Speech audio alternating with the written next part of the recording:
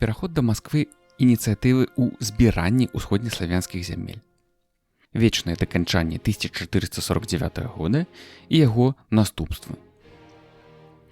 З прыходам да ўлады Казіміра Ягайлавіча, стабілізацыяй унутрыдзяржаўнага жыцця і ўмацаваннем межаў, Вялікае княства Літоўскае прыступіла да актывізацыі ўсходняй палітыкі. Адносіны з вялікім князем маскоўскім Васілём II, у якога знайшоў прытулак Юрый Лугвенавіч, а потым і Міхаіл Жыгімонтавіч, былі з самага пачатку адкрыта непрыязненыя. Князь Дмітрый Шамяка, галоўны праціўнік Васіля II, наладзіў адносіны з віленскім урадам, што выклікала незадавальненне ў Маскве. Ужо ў 1442 годзе, без абвяшчання вайны, пачаліся ваенныя дзеянні. Масквічы напалі на Вяземскае княства, а ліцвіны ў адказ атакавалі Можайск, Казельск, Калугу і Вярэю. У 1445-46 годах адносіны яшчэ раз абвастрыліся, і абодва бакі зноў паваявалі прыгранічныя рэгіёны. Казімір Ягайлавіч на гэты раз падпарадкаваў Казельск. У той жа час вялікі князь Літоўскі заключыў вечны мір з Новгарадам Вялікім, пасадзіўшы там свайго князя ў якасці апякальніка, а праз год ініцыяваў афармленне міру з Цвярскім княствам.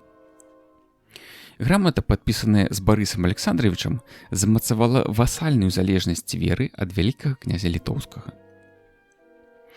Падчас дынастычнага крызісу ў маскоўскім княстве да Казіміра Ягайлавіча звярнуўся князь Фёдор Львовіч Варатынскі з просьбай ад Івана Андрэевіча Можайскага. Можайскі князь папрасіў узвесці яго на крамлёўскі пасад. За гэта абяцаў саступіць гарады Рыжэў і Медынь.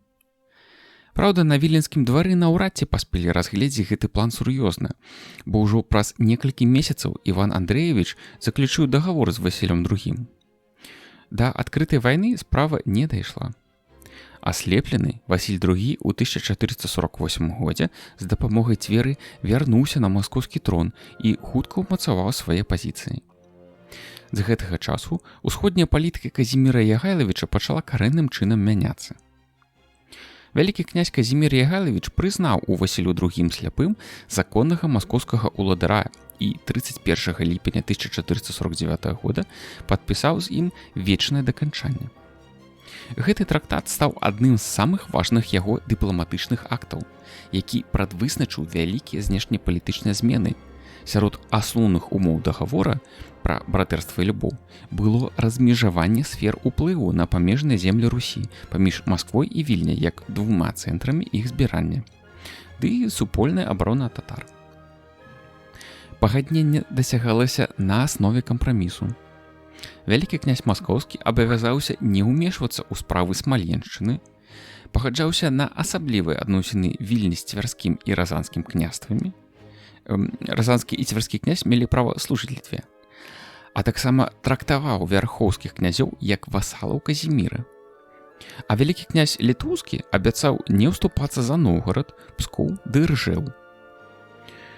Выбраны ў Маскве мітрапаліт Іона, які адмовіўся падпарадкоўвацца Рыму і сарваў Фларэнтыйскую унію, быў прызнаны мітрапалітам і для праваслаўных ВКЛ. Асобны пункт дамовы тычыўся абавязкаў не прымаць князёў-перабежчыкаў. Ва ўладаннях Казіміра гэта быў галоўны сапернік маскоўскага князя Дмітрый Шамяка, а ў маскоўскай дзяржаве Міхаіл Жыгімонтавіч. Як даўно прызнана ў гістарыяграфіі, трактат 1449 года азначаў усталяванне раўнавагі сіл паміж двума цэнтрамі аб'яднання рускіх зямель. Згодна з тэкстам граматы, дагавор сапраўды фіксаваў парытэт, аднак для Вільні гэта было крокам назад. Казімір Ягайлавіч пашоў на ўступкі, якія не вымагаліся тагачаснымі суадносінамі сіл. Магчыма, адной з прычын слабасці яго пазіцыі была небяспека, якая зыходзіла ад Міхаіла Жыгімонтавіча. Атрымаўшы ў 1444 году гарады Клецк, Старадуб і Бранск, той не задаволіўся, бо разлічваў на трокі, як спадчыну кістутавага роду. Таму, уцёкшы ў Маскву, Міхалюшка прэтэндаваў на мітру вялікага князя Літоўскага. Сярод князёў і паноў ВКЛ яго кандыдатура на віленскі стол у 1440 годзе разглядалася досыць сур'ёзна, што сапраўды стварала небяспеку для Казіміра Ягайлавіча. Невыпадкова ўжо летам 1449 года маскоўскія раці дапамагалі літвінам граміць Міхалюшку. Так, вечнае даканчанне вырашала праблему галоўнага казіміравага саперніка на віленскім троне. Дамова 1449 года мела далёкасяжныя вынікі. Для Вільні яна стала фактычна паваротным пунктам ранейшай усходняй палітыкі. Падпісаны дакумент азначаў, што сустрэчны рух Вільні і Масквы скончыўся, і ВКЛ пераходзіла цяпер да абароны сваіх пазіцый. У адрозненне ад часоў Вітаўта вялікія князі літоўскія не ўмацоўвалі, а ўсё больш страчвалі ўплыў на землях паўночнай і ўсходняй Русі. Неўзабаве пасля заключэння вечнага даканчання выявілася, што абодва бакі па-рознаму ставяцца да падпісанага трактата. Калі Казімір Ягайлавіч імкнуўся трымацца дадзенага слова і стаяў на варце прынятых дамоўленасцей, то Васіль II выкарыстоўваў дагаворы толькі для таго, каб стрымаць праціўніка да першага зручнага моманту. Так пачыналі фарміравацца розныя дыпламатычныя практыкі, розныя падыходы да міжнародных адносін. Ужо ў 1451 годзе Масква атакавала саюзніка Літвы, цвярскога князя Барыса Александровича, і прымусіла яго заключыць з Васілём II дагавор, які перакрэсліў ранейшую залежнасць Цверы ад ВКЛ. Цяпер цвярскі князь абавязаўся разам з Масквой выступаць на татар, і на ляхі, і на Літву, і на немца. У 1454 годзе да Масквы быў далучаны Можайск. Мясцовы князь Іван Андрэевіч ратаваўся уцёкамі ў ВКЛ. Неўзабаве пасля гэтага пад кантроль Васіля II трапіла і Разанскае княства. Хоць вечнае даканчанне прызнавала за Казімірам права на асабістыя адносіны з Разанню, заключыць з ёй новы дагавор на аснове граматы Вітаўта так і не ўдалося. А ў 1456 годзе, калі разанскі князь Іван Фёдорович памёр, у Разані з'явіліся намеснікі вялікага князя Маскоўскага. Цікава, што пры гэтым у Маскву быў вывезены разанскі князькі архіў. Так Васіль II канфіскоўваў граматы, якія сведчылі пра сувязь Разані з Літвой. У 1456 годзе вялікі маскоўскі князь дамогся перагляду адносін і з Новгарадам, падпісаўшы з Баярскай рэспублікай так званы Яжалбіцкі дагавор. Гэтая грамата, замацоўваючы падатак з Новгарада, патрабавала ад навгародцаў, сярод іншага, завяраць свае дакументы маскоўскай пячаткай і не даваць прытулку ліхадзеям. Цяпер у навгародцаў не заставалася ілюзій наконт магчымасці лавіраваць паміж Масквой і Вільняй, застаючыся трэцяй сілай. Таму не прайшло і 2 гадоў пасля заключэння Яжалбіцкага дагавора, як яны праз свайго пасадніка Івана Лукініча Шчоку папрасілі ў Казіміра Ягайлавіча прыслаць князя на прыгарадзе. Казімір паслаў у Новгарад Юрыя Сямёнавіча Апелькавіча, аднак праз год той вярнуўся ў ВКЛ. І ўсё ж антымаскоўскія настроі ў Баярскай рэспубліцы нарасталі, бо неўзабаве Новгародскае пасольства зноў звярнулася да Казіміра, просячы: «Князя нам дай і сваёй дзяржавы». Пскоў трапіў у залежнасць ад Масквы ў 1460 годзе, калі Васіль II навязаў гораду свайго намесніка. Так, за адно дзесяцігоддзе сілавых дзеянняў і напорыстай палітыкі, парушаючы умовы вечнага даканчання, вялікі князь маскоўскі паспеў змяніць становішча практычна ўсіх саюзнікаў ВКЛ, а Казімір Ягайлавіч пры гэтым паслядоўна захоўваў нейтралітэт.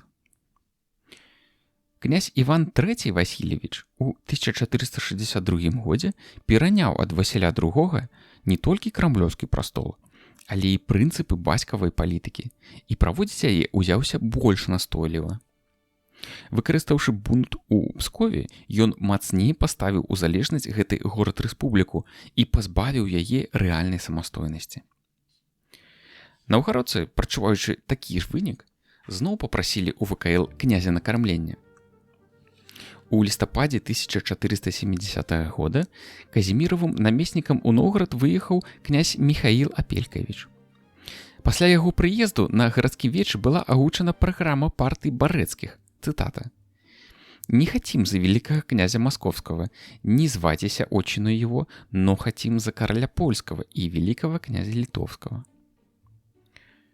Стараннем Апелькавіча і пралітоўскага наўгародскага баярства аформіўся дагавор паміж Новгарадам і ВКЛ, які замацоўваў суверэнітэт Казіміра Ягайлавіча над паўночным горадам рэспублікай, пакідаючы пры гэтым наўгародцам больш правоў, чым наўгародска-маскоўскі дагавор 1456 года.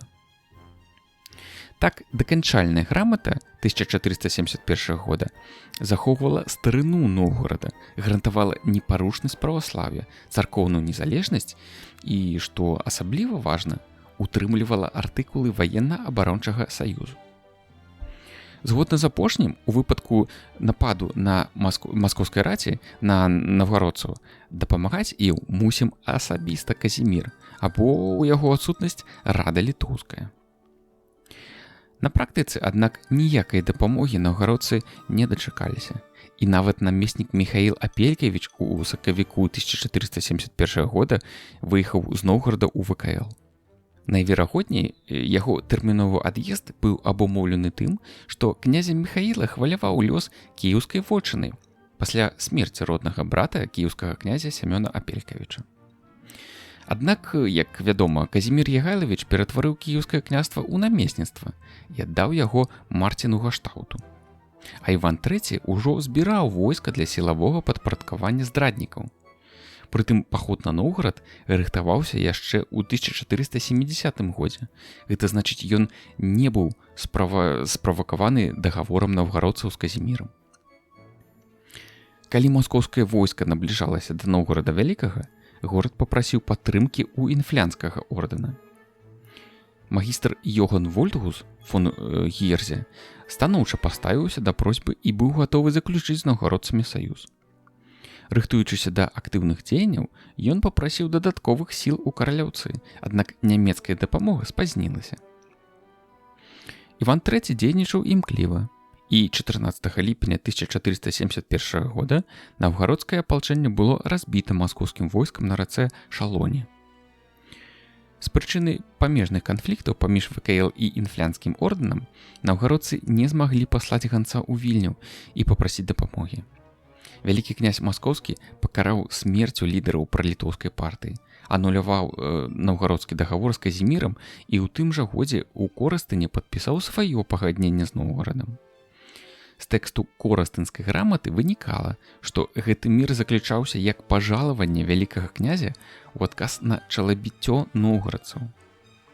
Новгарад адмаўляўся ад запрашэння літоўскіх князёў і абяцаў неадступна заставацца пры маскоўскім князе.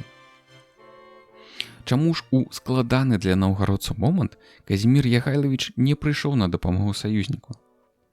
Трэба ўлічваць, што фармальнага права ўмешвацца ў справы Новгарада Вялікага яго пазбавіла падпісанае ў 1449 годзе вечнае даканчанне. Цяжка, аднак, паверыць, што вялікі князь стаў поўным нявольнікам літары дагавора. Пералічваючы шэраг фактараў, які не маглі не паўплываць на пазіцыі ВКЛ у наўгародскім крызісе, а гэтыя фактары гэта нечаканы напад Менглі-Гірэя, спусташэнне на інфлянскіх межах, заангажаванасць Казіміра на барацьбу за чэшскі трон і венгерскую карону. Дык вось, пералічваючы шэраг гэтых фактаў, польскі гісторык Калянкоўскі бачыў ключ да адказу на гэтае пытанне ў цяжкаўлоўнай змене суадносін дзяржаўных сіл ва ўсходняй Еўропе. Неўзабаве пасля падпісання Корастынскай граматы сярод наўгародцаў зноў выспеў план аб'яднання з ВКЛ. Многія з іх, цытата, «на чаша тайне калебатися, и с королем ляцким и князем литовским ссылатися, зовущий его с воинства в землю новгородскую». І Казімір быццам абяцаў прыйсці ў Новгарад. Аднак Іван III у восень 1477 года, хутка сцягнуўшы да Новгарада з розных бакоў вялікія маскоўскія сілы, нават пскоўскія і цвярскія раці, расправіўся з прыхільнікамі ВКЛ. Гэтым разам Баярская рэспубліка была канчаткова пазбаўлена аўтаноміі і падначалена ўладзе вялікага князя Маскоўскага, а яе вечавыя інстытуты ліквідаваны. Іван III загадаў нават канфіскаваць у наўгародцаў архіўныя граматы, цытата, «чтоб даканчаціся не было ім з вялікім князем літоўскім і з каралём». Страта паўночнага саюзніка балюча перажывалася ў Вільні, але Казімір Ягайлавіч зноў пакінуў яго без дапамогі.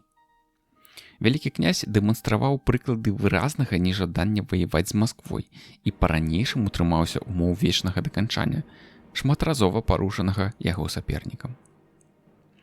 Так, калі падчас наўгародскага паходу Івана III яго сыны Андрэй і Барыс уцяклі з сем'ямі ў Вялікія Лукі і папрасілі заступніцтва ў вялікага князя літоўскага, каб той, цытата, «управіл іх в абідах з вялікім князем маскоўскім», Казімір не стаў падтрымліваць бунтаўнікоў, толькі даў іх жонкам Віцебск. ВКЛ не валодала ні сродкамі, ні сіламі, каб дастаткова ўмацаваць сваю партыю сярод наўгародцаў, і ў крытычны момант на адкрыты ваенны канфлікт з Масквой не пайшло.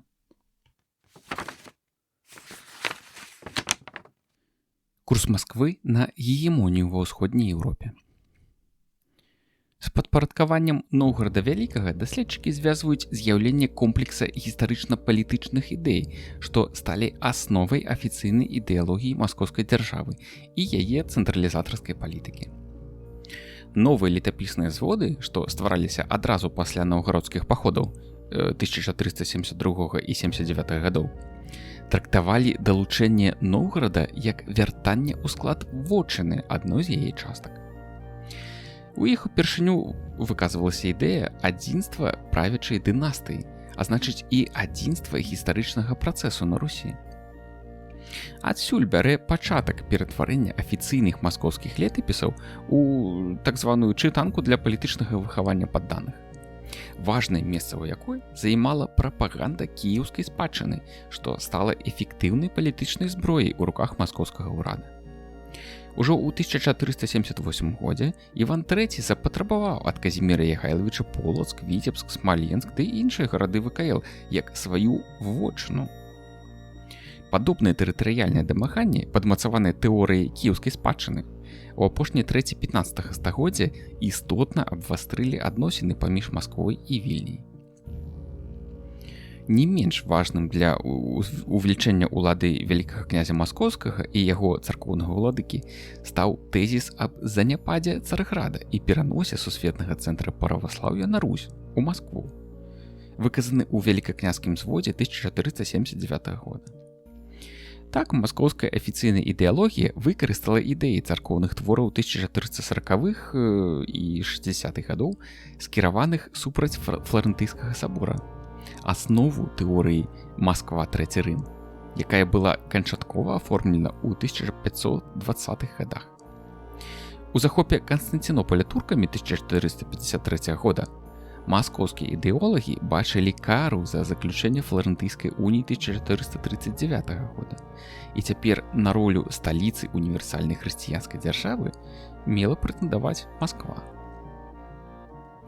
Шлюб Івана III з апошняй прадстаўніцай візантыйскага імператарскага дому Софіяй Палеолаг 1472 года толькі наблізіў Маскву да наследавання палітычнай ролі рамейскага царства. У 1480 годзе у пасланні на Угру растоўскі епіскап Васіян, заклікаўшы Івана III выступіць супраць татарскага цара Ахмата, упершыню звярнуўся да яго як да сапраўднага, цытата, «рускіх краін вялікага хрысціянскага цара». Гэты тытул утрымліваў далёкасяжную палітычную праграму. Ён служыў легітымізацыяй дамагання ўлады маскоўскіх князёў і цароў над усімі ўсходнеславянскімі землямі, нават тымі, якія ніколі не ўваходзілі ў маскоўскую дзяржаву. Вялікі князь літоўскі не валодаў такой эфектыўнай ідэалагічнай зброяй. Пазіцыі ВКЛ у супрацьстаянні з маскоўскай дзяржавай значна аслабіла і змена знешнепалітычнага курсу крымскага ханства, кансалідаванага пад уладай дынастыі Гірэяў. Калі раней Ачый Гірэй захоўваў мірныя адносіны з Казімірам Ягайлавічам, то яго наступнік Міныхлі Гірэй з самага пачатку 1470-х гадоў пайшоў на кантакты з Іванам III. Адной з прычын гэтага маглі стаць перагаворы паміж ВКЛ і варожай Крыму Вялікай Ардой, якія вяліся ў Сарайбірку з мэтай утварэння антымаскоўскага саюзу. Фармальна захоўваючы добрасуседскія адносіны з Вялікім княствам і каронай польскай, Менглі-Гірэй стаў хутка збліжацца з Масквой. Ён наўрад ці адважыўся б разрываць саюз з ВКЛ да таго часу, пакуль Крыму сур'ёзна пагражалі іншыя ўлусы Залатой Арды. Але саюз з узмацнелай Масквой мяняў сітуацыю. І ўжо ў 1474 годзе перакопскія татары ажыццявілі набег на паўднёвае ўладанне Казіміра Ягайлавіча. Вялікі князь Іван III і сам настойліва шукаў шляхоў збліжэння з крымскім ханам.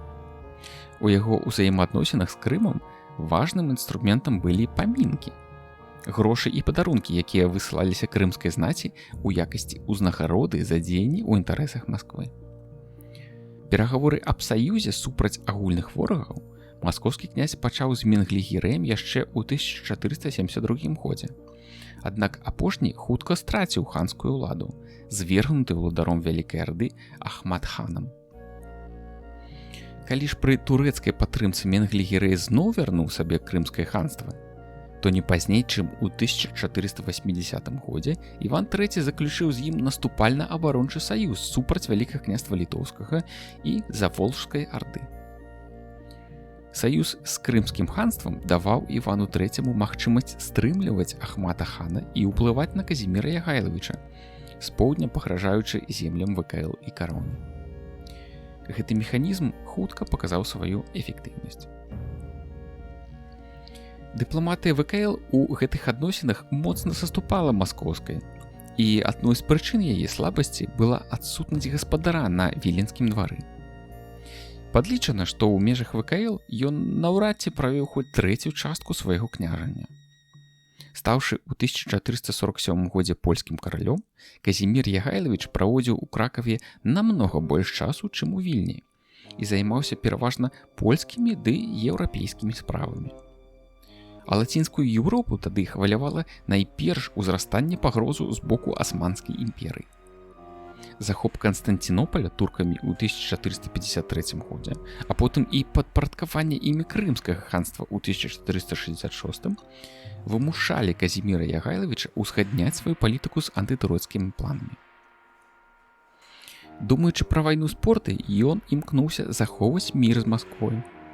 Яшчэ больш увагі ў польскага караля патрабавала працяглая вайна Польшы з Тэўтонскім ордэнам, што цягнулася з 1453 па 66 гады. ВКЛ у ёй афіцыйна не брала ніякага ўдзелу, бо трымалася вечнага міру з ордэнам, падпісанага ў 1448 годзе. Увесь гэты час праблемы ўсходняй палітыкі былі моцна занядбаныя віленскім дваром. Толькі ў 1470 годзе Казімір Ягайлавіч упершыню пасля каранацыі наведаў Полацк, Віцебск і Смаленск.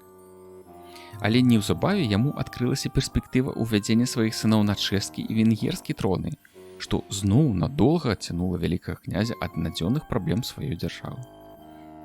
Пастаянная адсутнасць монарха зніжала эфектыўнасць цэнтральнай улады, адмоўна адбівалася на дзяржаўнай палітыцы Вялікага княства. Гэта справядліва выклікала незадаволенасць паноў і князёў. Паны рады неаднаразова прасілі Казіміра, каб ён або стала знаходзіўся ў межах свайго княства, або згадзіўся на абранне новага гаспадара. Пытанне пра выбар новага вялікага князя тройчы ставілася перад гаспадарскай радай. У 1456 годзе як кандыдат на віленскі пасад фігурыраваў Сямён Апелькавіч, праваслаўны слуцкі князь, праўнук Альгерда, якога выстаўляла палітычная эліта не толькі беларуска-украінскіх, але і ўласна літоўскіх зямель. Іх партыю ўзначаліў віленскі ваявода Ян Гаштаут і праваслаўны князь Юрый Астрожскі. У 1461 годзе зноў прапанавалася кандыдатура Сямёна Апелькавіча. У якасці альтэрнатыўнага варыянта гаспадара прасілі перадаць вялікакняскую ўладу аднаму са сваіх сыноў. Аднак Казімір ні на што не пагаджаўся. У 1478 годзе на нарадзе ў Берасці ён заявіў, што, цытата, «пры сваім жыцці нікому не даручыць кіравання Літвою». На той жа сустрэчы было прынята рашэнне рыхтавацца да вайны з Масквою. І на наступны год Казімір прыехаў у ВКЛ. Антымаскоўскі паход, у якім мусіў браць удзел і хан Ахмат, быў запланаваны на вясну 1480 года. Татары бачылі свае інтарэсы ў супольным паходзе. Яшчэ ў 1476 годзе, калі хан Ахмат быў заняты крымскімі справамі, Іван III выкарыстаў зручную сітуацыю і спыніў выплату даніны Вялікай Ардзе. Таму хану важна было правучыць маскоўскага васала. Летам 1480 года Ахмет павёў супраць Івана III вялікую армію. А на злучэнне з татарамі, як адзначаў маскоўскі летапісец, павінна было прыйсці войска Казіміра. Аднак армія ВКЛ так і не прыйшла да татар. І двухтыднёвае стаянне на ўгры закончылася безвынікова. Пасля перагавораў, ініцыяваных Іванам III і няўдалых спроб татарскай конніцы ў сярэдзіне кастрычніка 1480 года пераправіцца цераз Угру, хан Ахмат вырашыў адыходзіць у Арду.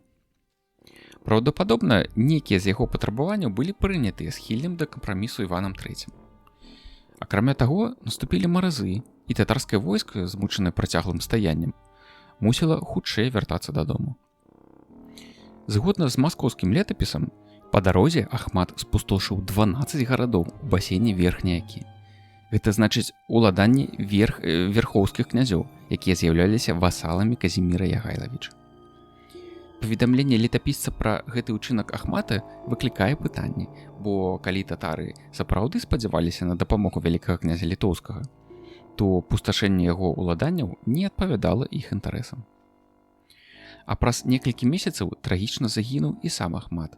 6 студзеня 1481 года ён быў забіты сапернікамі на данской зімоўцы. Гэтым скончыліся спробы адрадзіць магутнасць Залатой Арды, якая пазней, пры дзецях Ахмата, толькі драбілася і слабела, не ўяўляючы былой пагрозы для Масквы.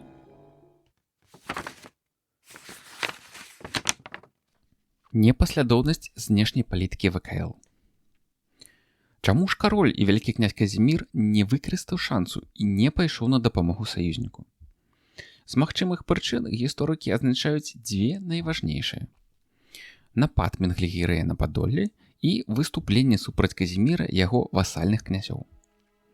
Незадаволенасць Казімірам Ягайлавічам, асабліва палітыкай цэнтралізацыі і ліквідацыі удзелаў, вылілася ў бунт праваслаўных удзельных князёў супраць манарха. У 1480 годзе нашчадкі Альгерда, слуцкі князь Міхаіл Апелькевіч і Фёдор Бельскі, а таксама Юрый Гальшанскі ды Іван Глінскі падрыхтавалі замах на гаспадарскую сям'ю з мэтай ажыццяўлення дзяржаўнага перавароту. У змове ўдзельнічалі не толькі прадстаўнікі русінскай арыстакратыі, але і літоўскія паны. Планавалася, што Казімір IV будзе забіты ў Кобрыні, куды ён меўся прыехаць на вяселле Фёдора Бельскага з Ганнай Кобрынскай. Аднак змоўшчыкаў своечасова выкрылі. Гальшанскага ды Апелькевіча схапілі і 30 жніўня 1481 года пакаралі смерцю. Прылюдна адсеклі головы на адной з плошчаў у Вільні, а Бельскі з Глінскім уцяклі ў Маскву. Там яны хацелі атрымаць дапамогу і абяцалі за гэта далучыць да маскоўскіх уладанняў беларускія землі па Бярэзіну. Пазней гэтае іх выступленне выдавалася за праяву імкнення беларусаў да Масквы. Падзеі 1480-81 гадоў у ВКЛ даўно прыцягвалі ўвагу даследчыкаў і атрымалі розныя інтэрпрэтацыі. У польскай гістарыяграфіі маштабнасць і матывы інцыдэнту ў ВКЛ ацэньваліся даволі стрымана. Напрыклад, Оскар Галецкі азначаў, што змова мела характар радавой акцыі Апелькевічаў.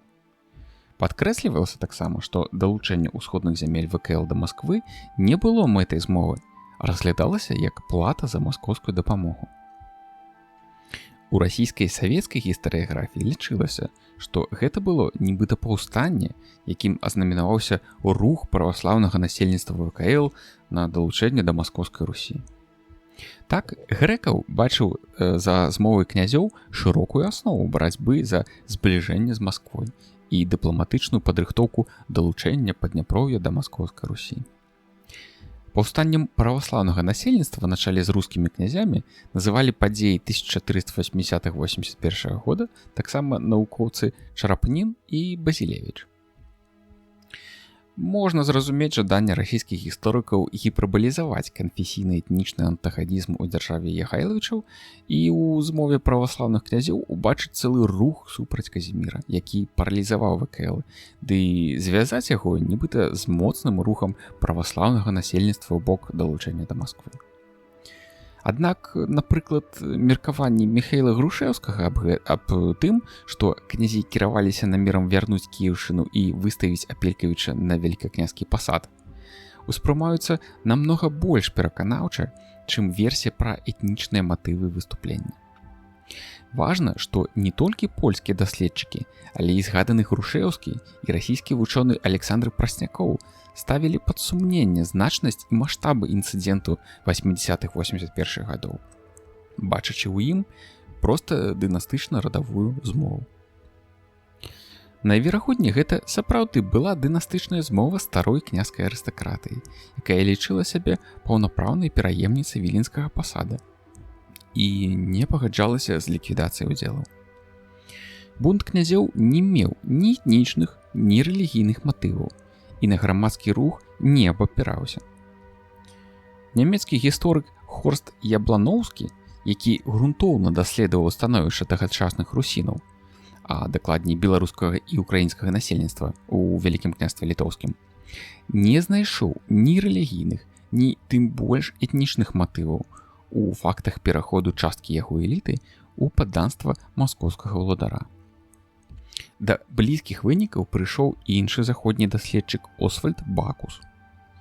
Арыентацыя тагачаснай палітычнай апазіцыі Казіміру Ягайлавічу наогул не адлюстроўвала настрояў шырокіх колаў грамадства. Тым не менш, змова такіх аўтарытэтных на Русі арыстакратычных родаў была надзвычай небяспечнай для Казіміра.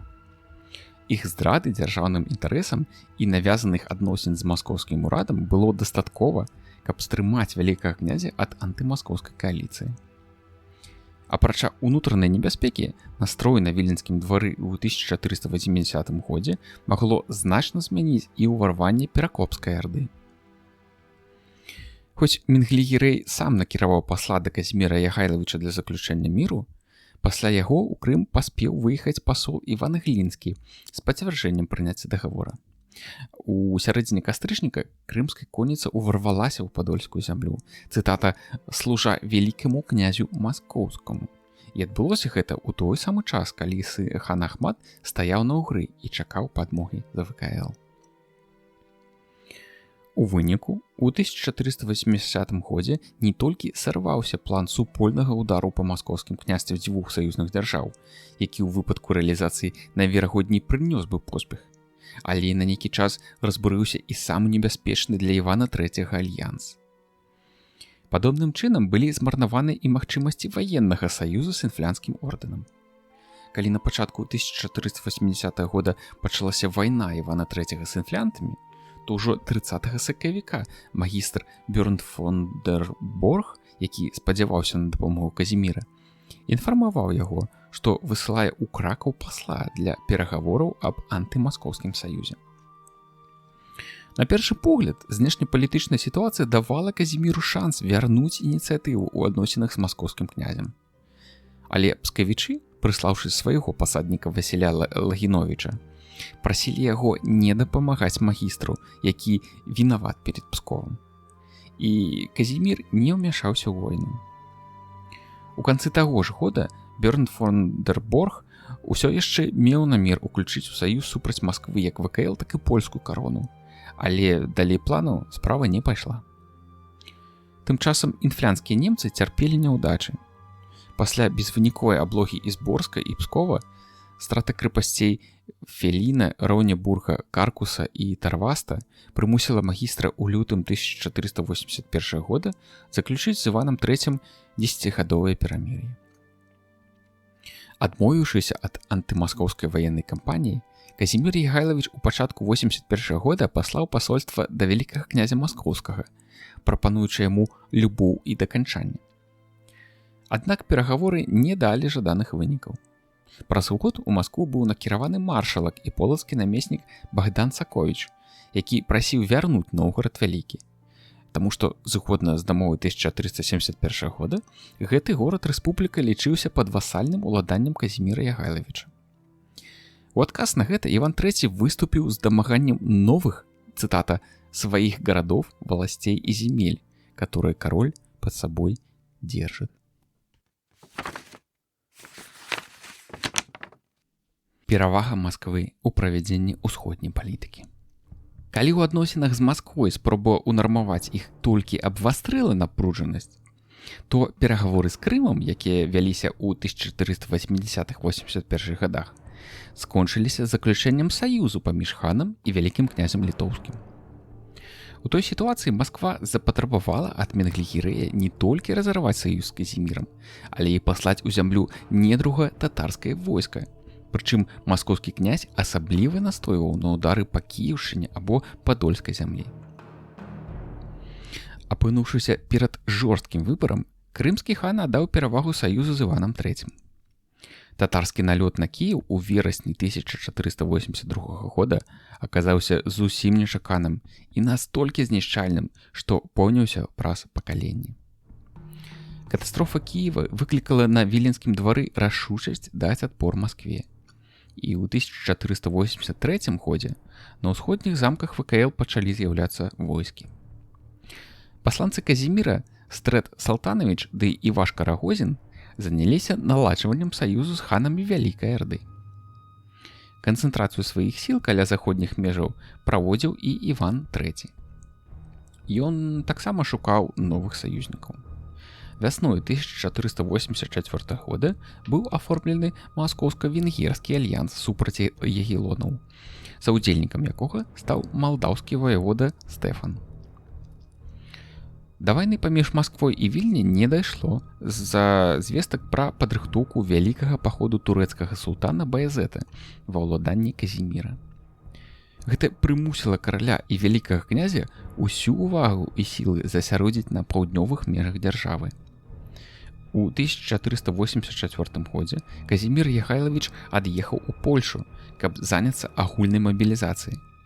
А з Вільні ў Маскву накіраваўся пасол Ян Юр'евіч Забярэзінскі, які павёз акт замірэння. Івану III было прапанавана таксама выдаць адну з дачок за Казіміравага сына. Місія Забярэзінскага мела свой плён. З абодвух бакоў былі адведзены ад мяжы сканцэнтраванай раней войскі.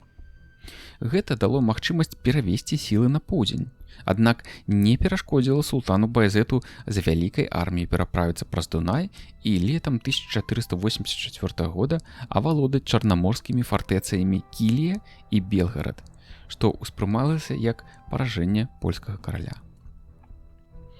Турэцкая небяспека забірала ўсю ўвагу Казіміра Ягайлавіча, які да 1487 года займаўся пераважна мабілізацыяй сіл супраць Баязета. Летам 1485 года на паўднёвай межы дзяржавы разам з кароннымі было выстаўлена і ўсё войска ВКЛ, а таксама харугвы многіх васалаў Казіміра. Увесь гэты час усходнія землі княства заставаліся адкрытымі, і атака Івана III магла б скончыцца для іх фатальна. Таму абвастрэнне адносін з Масквой зноў не адпавядала інтарэсам Казіміра. Наадварот, рэзкае ўзрастанне пагрозы турэцкай экспансіі супраць Еўропы ўваскрашала праекты шырокай антытурэцкай кааліцыі, у якую меркавалася ўключыць і маскоўскую дзяржаву. Між тым, Іван III, апантаны ідэяй барацьбы з Казімірам, меў уласнае меркаванне наконт ворагаў і саюзнікаў. Развіваючы адносіны з Венгрыяй і навязваючы першыя кантакты з Габсбургамі, ён у 1484 годзе разлічваў і на цеснае збліжэнне з Турцыяй. Марна спрабуючы ўцягнуць яго ў антытурэцкую кааліцыю, Казімір у 1486 годзе двойчы накіроўваў паслоў у Маскву, просячы выступіць супраць таго ворага ўсяго хрысціянства.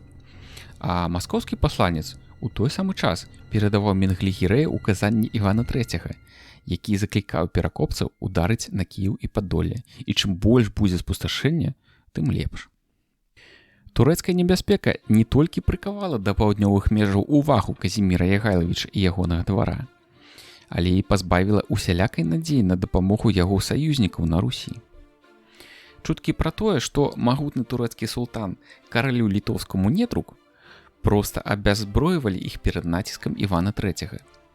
І калі разгром Новгарада Вялікага выклікаў хвалю антымаскоўскай рэакцыі рускіх удзельных князёў і іх чарговыя спробы заручыцца саюзам з Вільняй, то Іван III адказваў на гэта крайнімі контрмерамі і усталяваннем яшчэ больш жорсткага кантролю.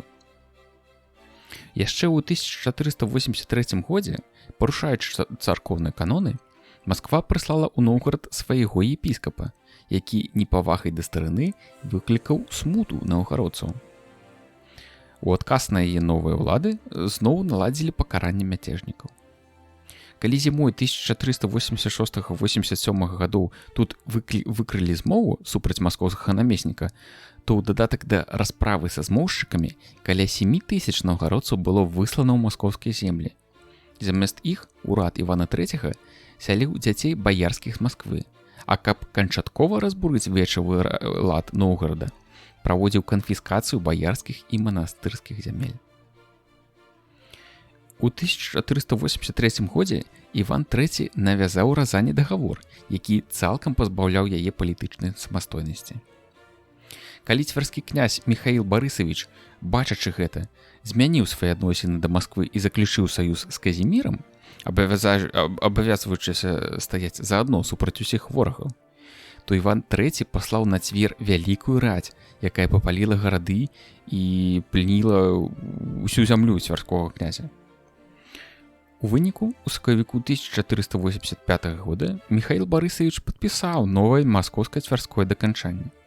Фактычна антылітоўскі саюз, які цалкам пазбаўляў яго палітычнай самастойнасці.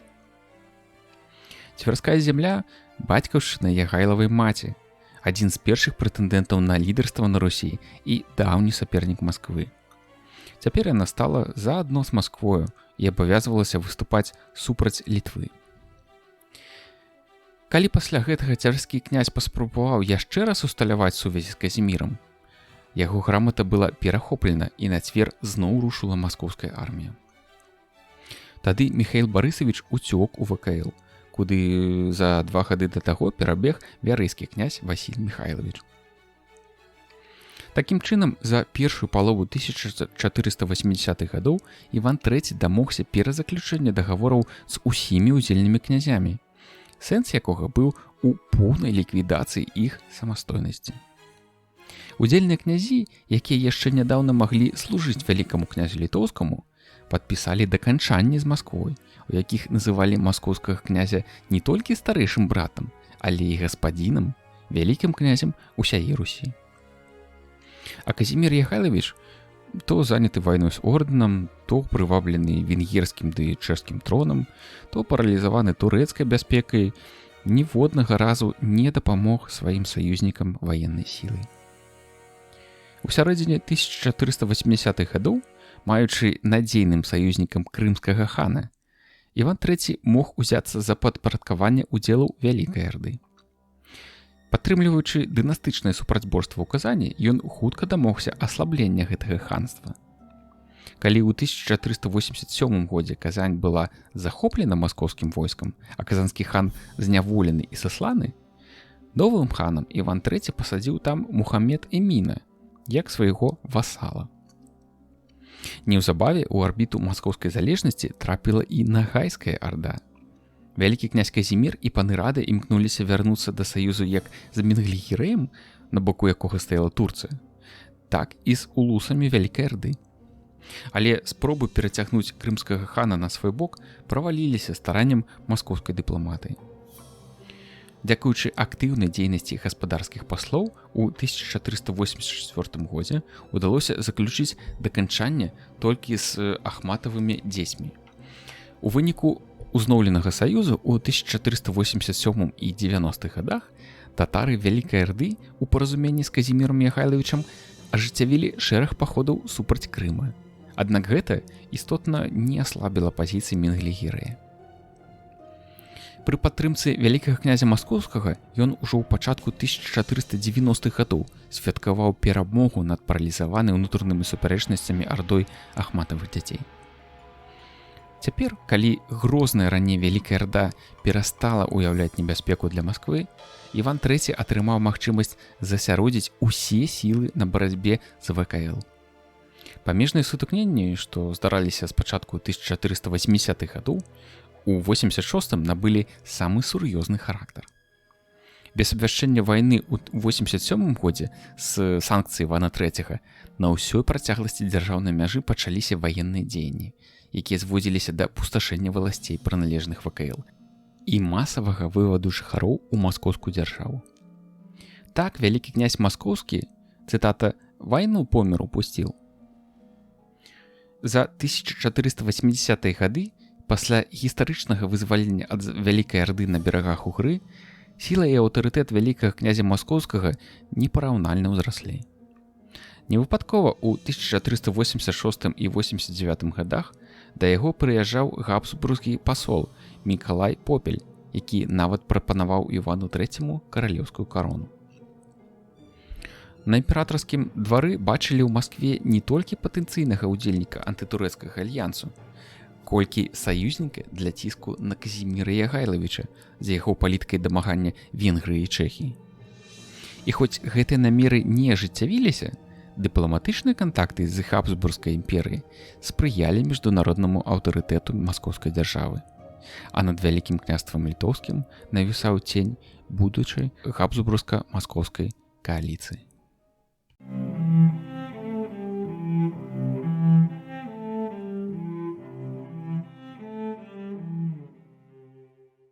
Вялікае княства літоўскае перад пагрозай антыегілонскіх кааліцый канца 15-га, пачатку 16-га стагоддзяў.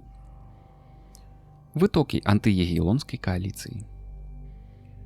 Праблематыка антыегілонскіх кааліцый Габсбургаў і Масквы супраць егілонскіх дзяржаў укладваецца ў даволі кампактны перыяд з канца 15-га стагоддзя па 1514 год. Яго асаблівасцю было ўзмацненне супольнасці гістарычнага працэсу ў маштабе ўсёй Еўропы. З сумы дзяржаў Еўропа ператварылася ў іх сістэму, што надавала лакальным канфліктам агульнаеўрапейскую сістэмную значнасць. Апроч таго, у канцы 15-га, першай палове 16-га стагоддзяў інтэнсіфікацыя міждзяржаўных зносін прывяла да ўзнікнення сучаснай сістэмы арганізацыі пасольскай службы, сталых дыпламатычных прадстаўніцтваў. На гэтым фоне ў цэнтральнай і ўсходняй Еўропе адбываліся палітыка-дынастычныя працэсы, якія шмат у чым вызначылі далейшае развіццё дзяржаў рэгіёна. Да пачатку 1490-х гадоў ужо амаль паўстагоддзя манархам Вялікага княства літоўскага і каралеўства польскага з'яўляўся патрыярх дынастыі Казімір Ягайлавіч, дасведчаны палітык і бацька вялікай сям'і. Яго старэйшы сын Уладзіслаў у 1471 годзе быў абраны на чэшскі трон і увенчаны каронай святога Вацлава. Пасля таго, як у 1390 годзе аказаўся вакантным венгерскі трон, Уладзіслаў пад імем Уласла стаў і венгерскім каралём, атрымаўшы карону святога Стэфана. Венгрыя і Чэхі аказаліся аб'яднанай персанальнай уніяй, як да таго былі злучаны ВКЛ і Польша, дзяржавы Казіміра, бацькі Уладзіслава. Дзяржавы егілонаў у канцы 15-га, пачатку 16-га стагоддзяў знаходзіліся ў перыядзе дынамічнага развіцця саслоўна-прадстаўнічых манархій. Вылучалася хіба што Вялікае княства літоўскае са спадчыннай уладай гаспадара, але там у выніку земскіх прывілеяў канстытуцыянавалася ўлада магнатаў, рада паноў. Такім чынам, ва ўсіх ягілонскіх дзяржавах вярхоўная ўлада так ці інакш абмяжоўвалася. Шляхта і баяры ігралі ўсё больш значную ролю ва ўнутраным жыцці сваіх дзяржаў, а праз замацаванне інстытуту выбарнасці монарха ствараліся магчымасці для знешняга ўплыву на прыняцце рашэнняў пра вярхоўную ўладу. Тое, што ягілоны ўладарылі ў столькіх даволі вялікіх дзяржавах, было не толькі праявай сілы, але і выклікам для іх саміх. Прэтэндэнтамі на венгерскую і чэшскую карону лічылі сябе таксама Габсбургі, аўстрыйскія эрцгерцагі. Прадстаўнікі менавіта гэтай дынастыі, пачынаючы з 1438 года, абіраліся нямецкімі каралямі і імператарамі свяшчэннай рымскай імперыі. Яшчэ адзін сусед вялікага княства літоўскага, а менавіта княства маскоўскае, у часы ўладарання Івана III у канцы 15 стагоддзя рыхтавалася зрабіць першыя крокі па наданні сабе больш грандыёзнага статуса, чым проста цэнтр дынастычных уладанняў. Незадоўга перад тым, як у 1480 годзе Масква канчаткова пазбавілася ад улады манголаў, Іван ажаніўся з Софіяй Палеалог, пляменніцай апошняга візантыйскага імператара. Маскоўскі вялікакняскі двор атрымаў візантыйскія велічнасць і цырыманіял. У ідэалагічнае абарачэнне была запушчана легенда пра тое, што імператар Канстанцін Манамах дараваў знакі імператарскай улады і карону кіеўскаму князю Уладзіміру Манамаху. А тая карона з'яўляецца рэгаліяй вялікіх князёў маскоўскіх. І гэтым самым заднім чыслом Кіеў надзяляўся імперскім статусам, а Масква абвяшчалася пераемніцай Кіева і спадкаемцай імперскіх традыцый. Акрамя ўсяго іншага, змена статуса азначала фармуляванне знешнепалітычнай праграмы, якая патэнцыйна дазваляла Маскве прэтэндаваць на ўсе тэрыторыі, што калі-небудзь кіраваліся кім-небудзь з Рурыкавічаў. Ужо ў 1500-501 годах монахам Філафеем у асноўных рысах была сфармулявана канцэпцыя пад назвай «Масква Трэці Рым», якая павінна была ператварыць Маскву ў адзін з найбольш значных цэнтраў хрысціянскай цывілізацыі. Такім чынам, ягелоны ў сваёй актыўнай цэнтральна-еўрапейскай палітыцы і ў вернасці ўласнай дынастычнай айчыне ВКЛ апынуліся паміж двума дынастычнымі дзяржаўнымі ўтварэннямі і на перасячэнні інтарэсаў двух амбітных лідараў. Сама раскладка палітычнага пасьянса рыхтавала дыпламатычны саюз паміж Максімілянам I і Іванам III. Першыя ініцыятывы па ўсталяванні рэгулярных дыпламатычных кантактаў паміж Габсбургамі і маскоўскімі ўладарамі звязаны з наведваннямі Масквы ў другой палове 1480-х гадоў сілезскім рыцарам Мікалаем Попелем. На працягу 1483-86 гадоў Попель пабываў практычна ва ўсіх краінах Еўропы, акрамя Скандынавіі і Балканаў. Хутчэй за ўсё, Попель не выконваў канкрэтных сакрэтных заданняў. Затое азнаймляльна-інфармацыйная місія яго падарожжа сапраўды для імперскага двара сумненняў не вынікае. Ва ўсякім парадку, менавіта пасля паведамлення Попеля пра маскоўскую дзяржаву і яе адносіны з ВКЛ і каралеўствам польскім, зробленага на Нюрнбергскім рэйхстагу, сілезскі рыцар у 1488 годзе зноў быў накіраваны ў Маскву, куды ўжо як афіцыйны пасол імператара ён прыехаў у канцы студзеня 89 года. Ад імя імператара Попель прапанаваў маскоўскаму ўладару каралеўскую карону. Прычым ужо тады ён абгрунтоўваў мэтазгоднасць прыняцця кароны тым, што, цытата, «ляхове таго баяцца вельмі, коли твоя милость кралем будзеш, иш тагды вся русская земля, што пад каралем польскім, отступит от него, и твоей милости будет послушны». 22 сакавіка 1489 года, пасля ад'езду Попеля з Масквы, Іван III накіраваў да імператара і яго сына Максіміліяна свайго пасла, грэка Юрыя Траханіёта, які прыехаў у Маскву разам з Софіяй Палеалог. Першае маскоўскае пасольства было прынятае на Райхстагу ў Франкфурце 25 ліпеня 1489 года. Палітычныя мэты пасольства ўяўляюцца не да канца яснымі. Магчыма, перад ім стаялі і інфармацыйна-азнаймленчая задача. У Маскву Юрый Траханіёт вярнуўся з паслом рымскага караля Максіміліяна Георгам фон Турнам, якога Іван III прыняў 18 ліпеня 1490 года. Інтэнсіўныя перамовы праявілі да афармлення Габсбурга-Маскоўскага саюзу. 19 жніўня 1490 года, цытата, «паслал князь Великий к королю к Максимилиану Кримскому послов своих, Юрия Грека и Василия Кулешина». Апроч інструкцый паслам і грамат у рэестрах захаваўся і тэкст саюзнага дагавора у той версіі, якая сыходзіла з Масквы. Мэты саюзу фармуляваліся наступным чынам, цытата: «Где будет тебе, нашему брату Максимилиану Кралю, надобит наша помощь на твоих недругов, и нам тебе помогайте. Где будет нам мощно. А где будет нам надобит твоя помощь на наших недругов, и тебе нам помогайте, где тебе будет мощно». Масква абяцала падтрымку Максіміліяну ў венгерскіх справах, а сама упершыню ў адносінах з імперыяй сфармулявала тэму кіеўскай спадчыны. Паводле тэксту дагавора, рымскі кароль абавязаўся дапамагчы Івану III у барацьбе за Вялікае княства Літоўскае, а гэта была ўжо дакладная дэкларацыя імкнення да расчлянення ВКЛ. Прадугледжвалася, што кожны з альянтаў мог самастойна пачаць ваенныя дзеянні, як толькі атрымае паведамленне, што партнёр па саюзе знаходзіцца ў стане ўзброенага канфлікту з ягелонамі. Маскоўскія паслы прыбылі ў Нюрнберг 22 сакавіка 1491 года і якраз заспелі дыскусію на Рэйхстагу пра фінансаванне далейшай барацьбы за Венгрыю. Праблема заключалася ў тым, што 17 лістапада 1490 года Максіміліян заняў Буду, дзе ландскнехты з прычыны затрымкі выплаты грошай узнялі бунт. Войскі ж Уладзіслава Ягелона падступілі да Вены. У такіх умовах саюз з Іванам III набываў для Максіміліяна асаблівае значэнне. Расійскае пасольства вярнулася ў Маскву 30 жніўня 1491 года. Яно прывезла зацверджаны каралём Максіміліянам тэкст саюзнага дагавору. У рэгістрах пасольскай палаты падаецца пераклад каралеўскай граматы. Асноўны тэкст акта мае значнае тэксталагічнае супадзенне з расійскай версіяй.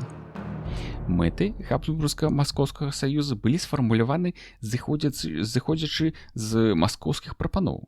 Цытата: «Против твоих недругов наша помощь будет надобе, и мы тебе хотим помогать, сколько сможем со всею нашей силой.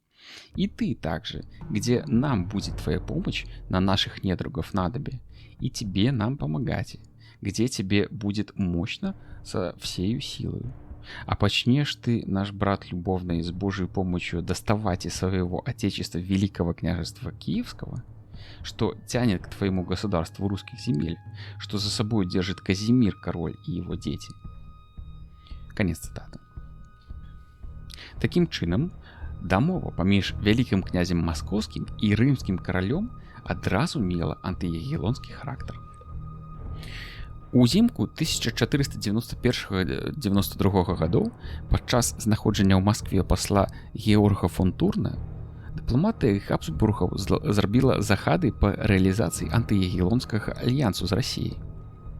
Пасол прасіў вялікага князя Маскоўскага узяць в сваё наблюдзенне вялікага магістра прускага і магістра лівонскага, а таксама Данцыг. Фактычна гэта азначала спробу перагляду Турунскага міру 1466 года, паводле якога вялікі магістр у Прусіі станавіўся васалам польскага караля. Тады маскоўскі уладар прапанаваў, цытата: «И коли к нам пришлют прусский магистр и ливонский магистр своих людей, о том бите челом, и мы, посмотря по их челобитию своего для брата Максимилиана короля, хотим их жаловать, принять их в свое соблюдение, и хотим за них стоять, и грамоту свою на то им дадим, как будет пригоже». Дзякуючы такому асцярожнаму адказу, дзеянні на балтыцкім напрамку былі аднесены на будучыню. Але планы ў галоўным кірунку саюзу, цэнтральнаеўрапейскім, таксама не былі рэалізаваныя. 7 лістапада 1491 года Максіміліян Габсбург і Уладзіслаў Ягелон Венгерскі заключылі Прэсбургскі мір, які азначаў часовы кампраміс паміж дзвюма дынастыямі. Паводле дамоўленасці, Уладзіслаў, кароль чэшскі, ажаніўся з удавою апошняга венгерскага караля Матыяша Корвіна Беатрычы Неапалітанскай, атрымаў венгерскую карону. Каралю Максіміліяну вярталіся аўстрыйскія землі, ды выплачвалася кантрыбуцыя ў памеры 100 000 венгерскіх гульдэнаў. У дагаворы меўся адзін вельмі важны пункт, які сведчыў, што гульня ў гэты палітыка-дынастычны пасьянс яшчэ не скончана. Гэты пункт пра тое, што ў выпадку спынення мужчынскай лініі нашчадка Уладзіслава Ягеллона венгерскі трон пераходзіў да Максіміліяна Габсбурга ці яго спадкаемцаў. У габсбурга-маскоўскіх саюзных адносінах наступіла паўза. Факт дыпламатычных кантактаў не застаўся па-за ўвагай Ягеллонаў. Дададзім, што менавата імператар, які быў фармальным сюзерэнам нямецкага ордэна, у тым ліку і яго часткі ў Лівоніі, бачыў нямецкія прыбалтыйскія дзяржавы ў шэрагах антыягеллонскіх кааліцый. Тую ж тэму працягвала пасольства да лівонскага магістра. Тут вялікі князь дэманструе дыпламатычную гнуткасць. У тэксце паўтаралася інфармацыя пра чуткі аб удзеле Лівоніі ў антыягеллонскім саюзе, але Александр заяўляў, што, цытата, «верыць, што ваша міласць таго чыніце не будзе». Узнаўленне ідэі саюзу супраць Ягеллонаў і контрмеры ВКЛ. Новы пасол імператара Юдок Гартенгер накіраваўся ў Маскву ў 1502 годзе, але прыбыў туды толькі ў 1504 годзе. Запіс пасольскай прамовы утрымлівае асноўныя прапановы імператара. Максимилиан, цитата, «требует помощи и совета против своих недругов». 16 мая імператарскому паслу была выдадзена грамата Івана Васильевича да Максіміліяна. У гэтай грамаце маскоўскі ўладар фармуляваў прэтэнзіі ўжо не толькі да ВКЛ, але і да Лівоніі. У выніку наступнай місіі пасла Гартенгера ў 1506 годзе практычна быў узноўлены саюзны дагавор паміж свяшчэннай рымскай імперыяй і вялікім княствам маскоўскім. І зноў у Габсбургаў інтарэс да маскоўскага харусніка ўзбудзілі вугорскія падзеі. У 1505 годзе ў Венгрыі шляхецкая антыгабсбургская партыя заявіла пра скасаванне прэсбургскага дагавора ды дамагалася пастановы пра абранне наступным каралём Венгрыя у выпадку адсутнасці у Уладзіслава Ягеллона нашчадка. Летам 1506 года Максіміліян увайшоў на тэрыторыю Венгрыі і змусіў венгерскую шляхту пацвердзіць пункты прэсбургскага дагавора, у працяг якога 19 чэрвеня 1506 года быў заключаны новы дагавор Максіміліяна з Уладзіславам. Унук Максіміліяна Фердынанд мусіў заручыцца з прынцэсай Ганнай, дачкой Уладзіслава, а сын венгерскага караля Людовік з адной з лучак Максіміліяна. У 1508 годзе па ініцыятыве ўцекача ў Маскву Міхаіла Глінскага ужо новы вялікі князь Васіль III спрабаваў узнавіць антыягеллонскі альянс. Але урэгуляванне венгерска-габсбургскіх адносін зрабіла саюз з Масквой не самай актуальнай тэмай для Максіміліяна. У гэты ж самы час, у першае дзесяцігоддзе 16 стагоддзя, ВКЛ здолела супрацьпаставіць ідэі антыягеллонскай кааліцыі даволі нечаканы дыпламатычны крок – саюз з Лівоніяй, які быў заключаны ў 1501 годзе. Гэты саюз стаў тым палітыка-дыпламатычным праектам, які шмат што вызначыў у адносінах паміж ВКЛ і Лівоніяй на працягу ўсёй першай паловы 16 стагоддзя. Ён змяніў адносіны паміж гэтымі дзяржавамі і стаў адной з прычын нерэалізацыі маштабных планаў антыягеллонскай кааліцыі. Вялікі князь Александр падпісаў тэкст саюзнага дагавора з Лівоніяй супраць вялікага князя маскоўскага 3 сакавіка 1501 года. 21 чэрвеня таго ж года саюзны дагавор падпісаў лівонскі магістр. Такім чынам, мяркуемы удзельнік антыягеллонскай кааліцыі не толькі выйшаў з яе шэрагаў, але і стаў альянтам ВКЛ. Для самой Лівоніі дзеянне гэтай саюзнай дамовы азначала пагаршэнне адносін з імператарам і вялікім магістрам у Прусіі. Між тым, патрабаванне разрыву саюзу з ВКЛ маскоўскія ўладары вылучалі на працягу ўсяго першага дзесяцігоддзя 16 стагоддзя. Гэта значыць 10гадовага тэрміну дзеяння дагавора. У сваю чаргу, вялікія магістры нямецкага ордэна ў Прусіі таксама аказвалі палітычны ціск на Лівонію з нагоды яе саюзных адносін з ВКЛ. Пасля смерці 19 жніўня 1506 года вялікага князя Александра пацвердзіць саюз з Лівоніяй жадаў ужо новы кароль і вялікі князь Жыгімонт.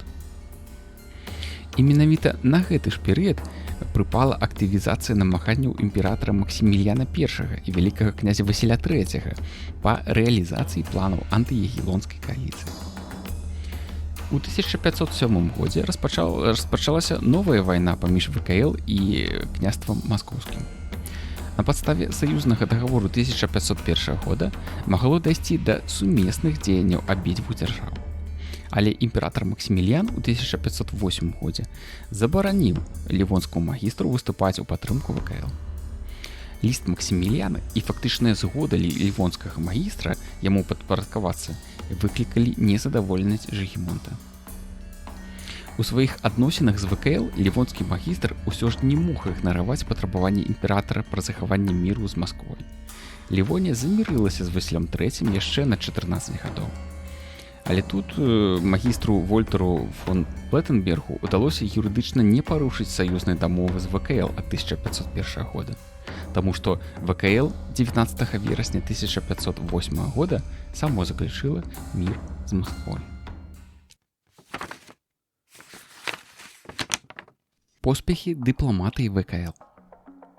Чарговы перыяд дыпламатычнай актыўнасці вядзе свой адлік ад 1512 года, калі распачалася новая вайна паміж княствам маскоўскім і ВКЛ.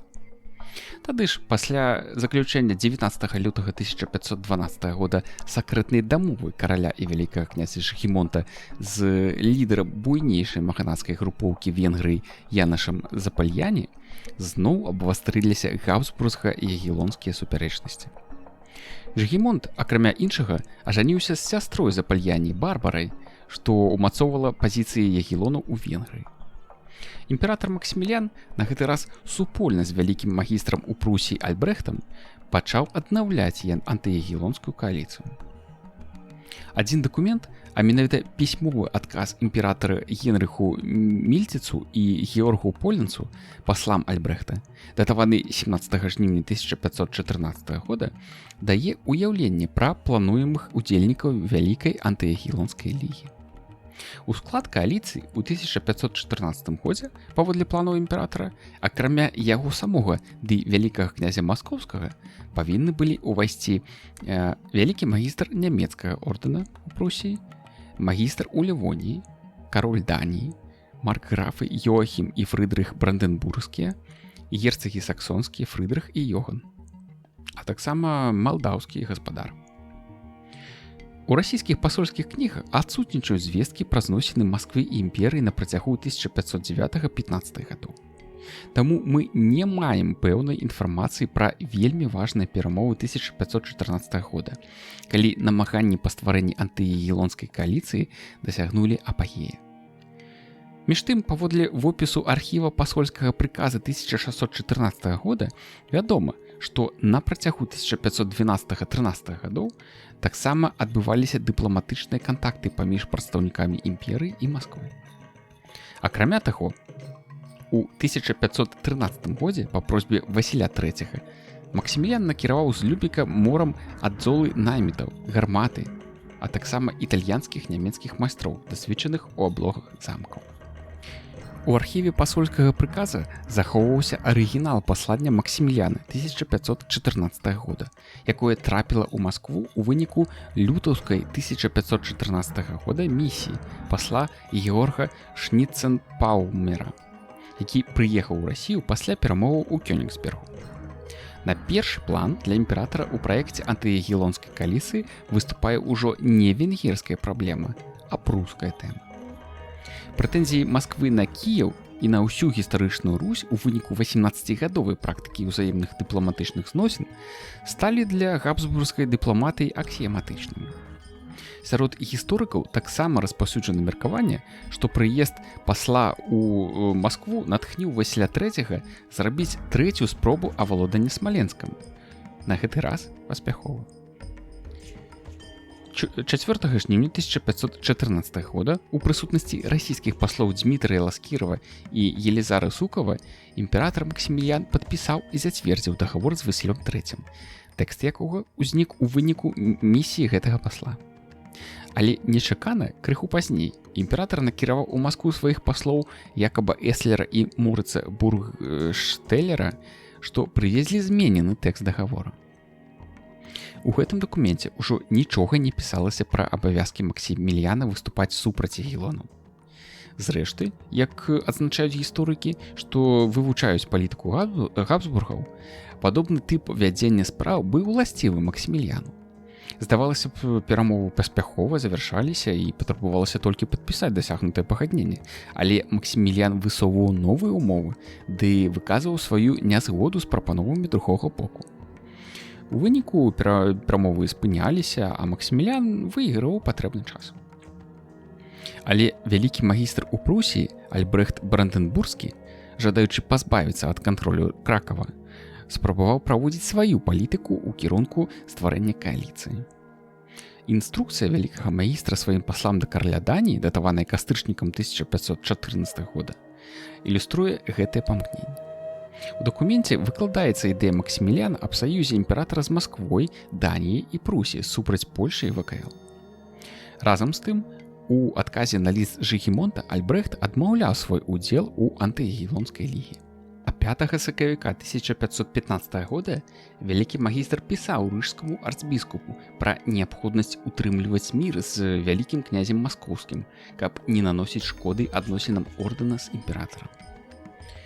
Сам жа імператар Максіміліян, не жадаючы ўступаць у рэальныя ваенныя сутыкненні з ягелонамі, пасля пераможнай для ВКЛ і Польшы бітвы пад Оршай 8 верасня 1515 года пайшоў на кампраміс з суседзямі.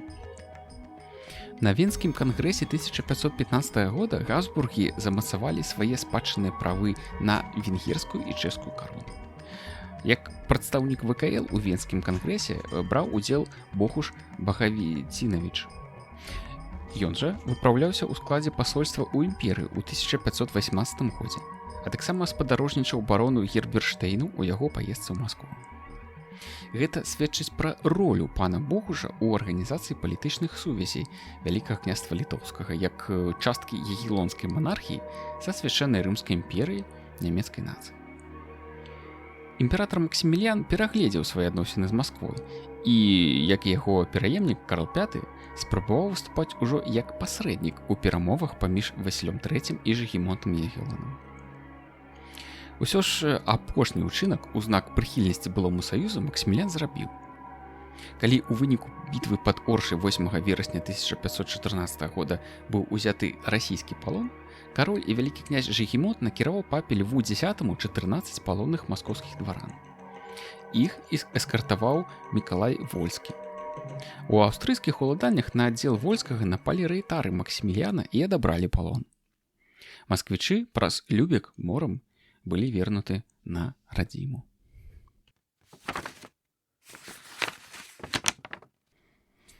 Канец Тэўтонскага ордэна. Вынікі і ўрокі антыягелонскай кааліцыі. Некаторыя з пастаноў Венскага кангрэса прывялі да незапланаваных наступстваў. Так, прызнанне Торунскага трактата 1466 года выклікала моцнае незадавальненне магістра Тэўтонскага ордэна Альбрэхта, штурхаючы яго на шлях узброенай барацьбы за вяртанне былой незалежнасці ад Кракава. Ордэн стаў рыхтавацца да вайны і пры пасрэдніцтве Дзітрыха Шонберга заключыў наступальна-абарончы саюз з Масквой. Ужо ў 1517 годзе ордэнскія ўлады жадалі не толькі вяртання заходняй Прусіі, але нават далучэння тэрыторыі Літвы і Жамойці. ВКЛ зноў станавілася ахвярай пруска-польскага супрацьстаяння. Максіміліян I стрымліваў ад развязвання вайны як прускага магістра, так і вялікага князя Маскоўскага. Першаму ён заяўляў, што цэласнасць Літвы адпавядае супольным еўрапейскім інтарэсам, тады як узрастанне магутнасці маскоўскай дзяржавы уяўляе небяспеку. Да Васіля III імператар прыслаў пасольства на чале з баронам Герберштейнам, якое мела на мэце схіліць государа да міру. Пруска-маскоўскі наступальны саюз і адкрытая падрыхтоўка вялікага магістра, а потым і імператара да агрэсіі справакавалі прэвентыўныя дзеянні Польшчы. У лістападзе 1519 года, калі стала вядома, што маскоўскі пасланец аказаў Альбрэхту матэрыяльную падтрымку, каронны сейм прыняў ухвалу аб вайне з ордэнам. Яе мэтай было прымусіць Альбрэхта Гогенцоллерна зноў прызнаць Торунскі трактат. Вялікае княства не брала ніякага ўдзелу ў дзеяннях супраць ордэна. Афіцыйна гэта тлумачылася тым, што яно было занята цяжкай вайной з маскоўскай дзяржавай. Аднак не выключана, што паны рада трымаліся літары мельнаўскага і брэсцкага пагадненняў з ордэнам.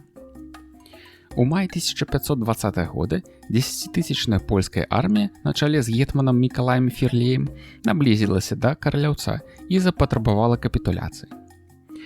Магістр Альбрэхт мусіў распачаць перамовы, якія завяршыліся падпісаннем 5 красавіка 1521 года кампрамісных умоў 4гадовага замірэння. Пры гэтым Васіль III адмовіўся падтрымліваць свайго саюзніка. Секулярызаваўшы сваю дзяржаву, Альбрэхт Гогенцоллерн быў вымушаны ў 1525 годзе прынесці ў Кракаве прысягу на вернасць каралю польскаму і вяліку князю літоўскаму Жыгімонту.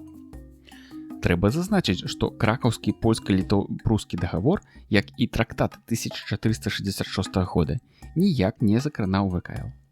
Таму афіцыйна адносіны ВКЛ з прускім герцагствам па ініцыятыве Альбрэхта былі асобна ўнармаваны Віленскім дагаворам у 1529 годзе. Ён, рэгулюючы найперш гандаль і межы, грунтаваўся ў асноўным на Мельнаўскім трактаце 1422 года.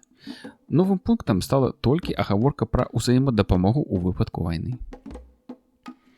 Такім чынам, спробы стварэння антыягелонскай кааліцыі ў канцы 15-га, пачатку 16-га стагоддзя не дасягнулі тых мэт, якія ставілі перад сабой яе ўдзельнікі. Нават больш, для асобных з іх, як, напрыклад, Тэўтонскага ордэна, яна мела даволі трагічныя наступствы. Нават у лепшыя часы кааліцыя не набыла запланаваных маштабаў. Рэальная колькасць удзельнікаў перамоў была меншая, чым разлічвалі Габсбургі. Канкрэтна праект стварэння кааліцыі абмяркоўвалі дыпламаты імперыі, Вялікага княства Маскоўскага, нямецкага ордэна ў Прусіі. Сама ідэя ўтварэння вялікай антыягелонскай кааліцыі была ў той час дастаткова утапічнай. Паміж мяркуемымі удзельнікамі кааліцыі існавалі супярэчнасці, а праект кааліцыі аказаўся палітыка-дыпламатычнай абстракцыяй. Нават на найвышэйшым этапе перамоў не вялося гаворкі пра канкрэтныя абавязкі бакоў. У выніку ідэя кааліцыі засталася палітыка-дыпламатычным праектам, які шмат выпрацоўвалі ў тагачаснай Еўропе. У гэтых палітыка-дыпламатычных планах ВКЛ аказалася заложнікам дынастычнай палітыкі егелонаў. Да няпростых адносін з Масквой для ВКЛ дадаліся складанасці, а часам і палітыка-дыпламатычнае супрацьстаянне з імператарам і вялікімі магістрамі ў Прусіі. Але дыпламатыя ВКЛ у такой напружанай сітуацыі здолела супрацьпаставіць планам антыягелонскай кааліцыі свой дыпламатычны праект, пайсці на саюз з Лівоніяй, якая з'яўлялася часткай нямецкага свету. Гэты саюз быў заключаны ў 1501 годзе ў часы вялікага князя Александра, яшчэ да аднаўлення персанальнай уніі ВКЛ з Польшчай. Найбольш выдатнымі дыпламатамі ВКЛ у зносінах з Лівоніяй былі Войцах Янавіч Клочка, Войцах Нарбутавіч, Юрый Косцевіч, Юрый Янавіч Завішыч, Станіслаў Глебавіч, а таксама супрацоўнікі канцляры ВКЛ Іван Семёнович Сапега і Адам Якубавіч з Котры. З лівонскага боку справамі саюза з ВКЛ ад імя магістра Вальтера фон Плеттенберга займаліся дынабургскі комтур Йоган Вінке фон Аверберг і Клаус Гальстедер, таксама Йоган Гільдорп. Ці быў саюз з Лівоніяй роўным па сваёй значнасці з ідэяй антыягелонскай кааліцыі? Бадай што не. Гэта быў у пэўным сэнсе лакальны, затое дзейсны праект. І ўсю першую палову 16 веку маскоўскі ды прускі дыпламаты ў зносінах з Лівоніяй прыгадвалі яго, імкнучыся не дапусціць у далейшым.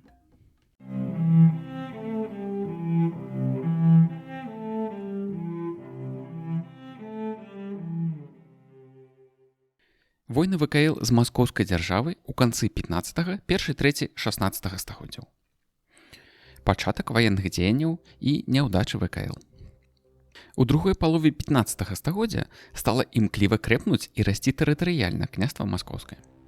Паступова яно падпарадкавала сабе суседнія рускія княствы, Наўгародскае, Цвярское і іншыя, і вызвалілася ад васальнай залежнасці Арды.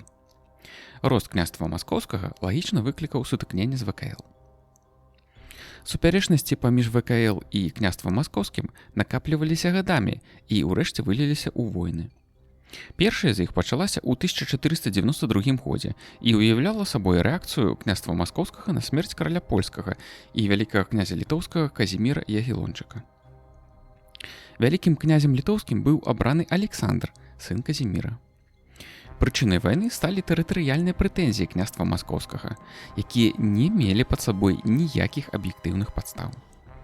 Яшчэ ў маі 1492 года вялікі князь маскоўскі Іван III паслаў да Казіміра пасольства з тэрытарыяльнымі дамаганнямі, але пасольства вярнулася назад, даведаўшыся пра смерць Казіміра. У жніўні 1492 года войска на чале з Целяпнёвым і Абаленскім захапіла Любуцк і Мцэнск, а баяр і жыхароў гарадоў вывела ў палон. Восенню войскі княства маскоўскага занялі Хліпень і Рагачоў, спалілі Масальск. У гэты час у падданства да Івана III перайшлі князі парубежных раёнаў ВКЛ: Варатынскі, Мязецкі, Бялеўскі, Вяземскі, што дазволіла Маскве без цяжкасці авалодаць землямі ў варховій Акі. Напрыклад, пры пераходзе ў падданства да Івана III князя Варатынскага ён заняў Серпейск і Мязецк. ВКЛ не магло пакінуць беспакаранымі такія дзеянні. Войскі ВКЛ пад кіраўніцтвам смаленскага намесніка Юрыя Глябовіча спешна рушылі ў гэты раён і без супраціўлення занялі Серпейск і Мязецк. У вызваленых гарадах былі пакінуты гарнізоны і войска вярнулася ў глыб ВКЛ. Масква сабрала значныя сілы, якія рушылі на літоўскія гарады. Бачачы дарэмнасць супраціўлення, здаўся без бою Мязецк, а Серпейск і Апакаў былі ўзяты штурмам і ў пакаранне спалены. У гэты ж час другая групоўка войск княства маскоўскага захапіла Вязьму. Масква рыхтавалася да пашырэння тэатра ваенных дзеянняў. Канцэнтраваліся войскі ў Пскове, Вялікіх Луках, Цверы, Новгарадзе, праводзіліся перамовы з Тэўтонскім ордэнам, мазавецкім князем Конрадам, Крымскім ханствам, абступленні ў іх у вайну на баку Масквы. Вялікае княства літоўскае не было падрыхтавана да шырокіх ваенных дзеянняў. Для пошуку дапамогі ў 1494 годзе былі накіраваны паслы ў Інфлянты, Малдавію, Вялікую Арду, Крымскае ханства і Польшу. Урэшце, сярод кіруючых колаў ВКЛ нарадзілася ідэя ажаніць вялікага князя літоўскага Александра з дачкой вялікага князя маскоўскага Івана III Алёнай і тым самым вырашыць праблему ўзаемаадносін з Масквой. Распачаліся папярэднія перамовы на гэты конт. У выніку 17 студзеня 1494 года у Маскву прыехала вялікае пасольства ВКЛ на чале з трокскім ваяводам Яновічам. У ходзе складаных перамоў 5 лютага было падпісана пагадненне аб вечным міры.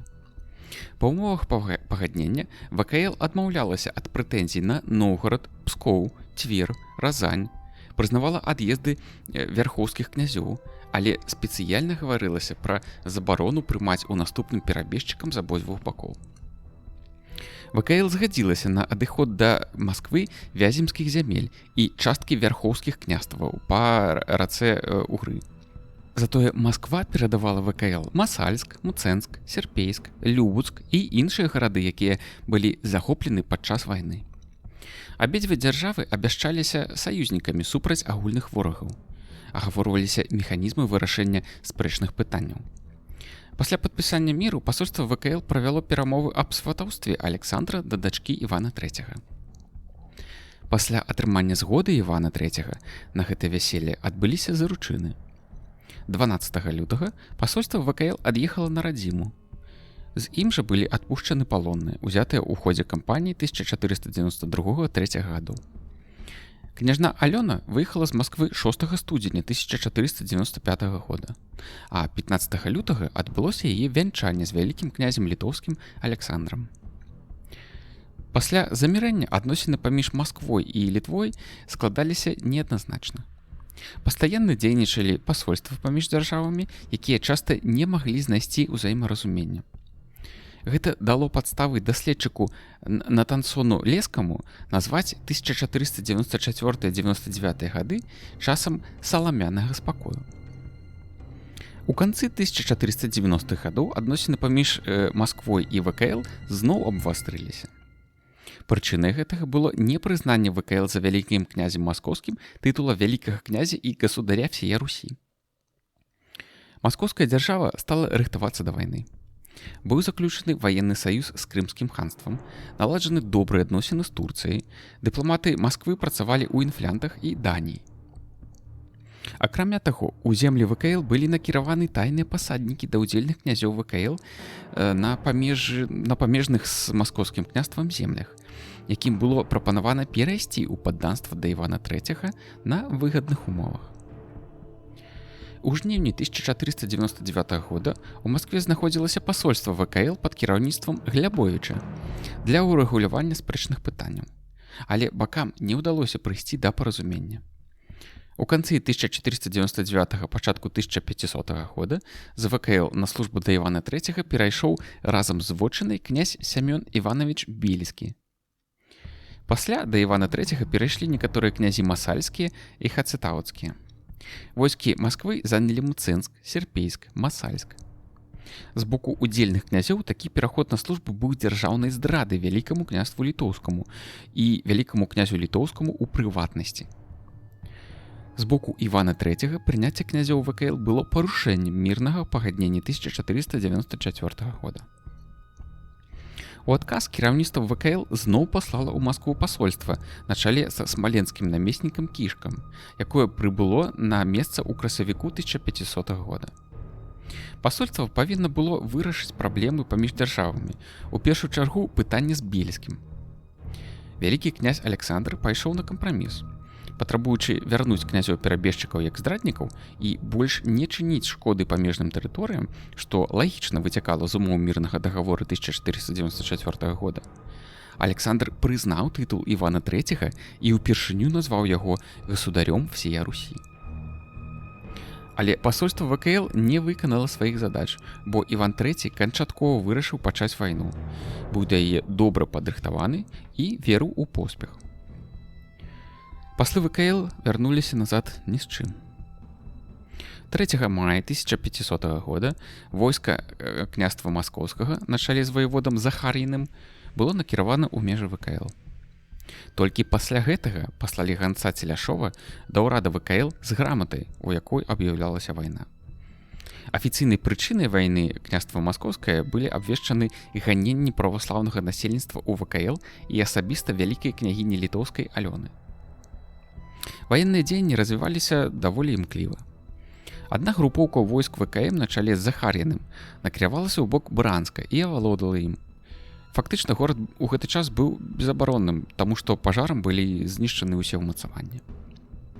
Пасля авалодання Бранскам Захар'ін прыняў на службу да Івана III Новгарад северскага князя Шамячыча і князя Можайскага Старадубскага. Другая групоўка войск ВКМ на чале з Захар'іным дзейнічала на смаленскім напрамку і авалодала Дарагабужам. Акрамя таго, у Вялікіх Луках знаходзілася трэцяя групоўка войск Масквы, якая ў наступным захапіла Тарапец. У Цверы стаяў рэзерв. Улады ВКЛ з пачаткам вайны разгарнулі актыўную дзейнасць па арганізацыі адпору нападу. З пераходам на службу да Івана III парубежных князёў ВКЛ патрэбна было фактычна занава ствараць абарону ўсходніх межаў краіны. Было сабрана войска. Адна група войск ВКЛ на чале з гетманам Канстанцінам Івановичам Астрожскім была накіравана да Смаленска. Яна падышла да горада ў канцы чэрвеня 1500 года. Для прадухілення аб'яднання некалькіх групіровак маскоўскіх войск і для іх разгрому Астрожскі выступіў са Смаленска. Але ў гэты час войскі ВКМ ужо аб'ядналіся каля Дарагабужа. 14 ліпеня адбылася бітва на Ведрашы пад Дарагабужам паміж войскамі ВКЛ і княства Маскоўскага. У ходзе жорсткай 6гадзіннай бітвы войскі ВКЛ пацярпелі сакрушальнае паражэнне. Рашаючым у ходзе бітвы аказаўся удар у тыл войскам ВКЛ засаднага палка Маскоўскага княства. У палон трапіў гетман Канстанцін Астрожскі і іншыя военачальнікі. Рэшткі войск ВКЛ адышлі да Смаленска, але і маскоўскія войскі пацярпелі вялікі ўрон і страцілі наступальны патэнцыял. Групоўка войск ВКЛ на чале з Аляксандрам, якая спачатку стаяла каля Менска, а пасля каля Барысава, даведаўшыся пра паражэнне пры Ведрашы, пайшла да Полацка, тым самым прыкрываючы стратэгічна важны раён ад магчымага нападу. З самага пачатку вайны ВКЛ разгарнула актыўную дыпламатычную дзейнасць да пошуку саюзнікаў у вайне і па нейтралізацыі саюзнікаў Масквы. Пасольства ВКЛ у Крымскім ханстве, якое было адпраўлена 27 лістапада 1500 года, не змагло адгаварыць крымскага хана Менглі-Гірэя ад ваеннага саюзу з Масквой. Асноўнай прычынай няўдачы дыпламатыі ў гэтым напрамку была традыцыйная накіраванасць ВКЛ на саюз з Вялікай Ардой, зацятым сапернікам Крымскага ханства. Паслы ВКЛ пабывалі ў Валахіі, Вялікай Ардзе, Лівонскім ордэне, у Польшы і Венгрыі. Адным з вынікаў пасольства стала адпраўка Польшы і ВКЛ паслоў у маскоўскую дзяржаву. 21 лютага 1501 года паслы з Вільні і Кракава сумесна прыбылі ў Маскву для вырашэння спрэчных пытанняў і спынення вайны, але беспаспяхова. У маі 1501 года маскоўскія войскі зноў рушылі на ВКЛ, а ў чэрвені 1501 года на ВКЛ здзейснілі напад крымскія татары. У 1501 годзе, дзякуючы намаганням згаданых пасольстваў, у вайну на баку ВКЛ уступілі Вялікая Арда і Лівонскі ордэн. Войскі Арды захапілі Рыльск і Новгарад-Северскі, але, не атрымаўшы дапамогі з боку ВКЛ, адкачвалі на зімоўку ў стэп. Умовы зімоўкі аказаліся дрэннымі. Вялікая Арда аслабела і вясной 1502 года была разгромлена Крымскім ханствам і перастала існаваць.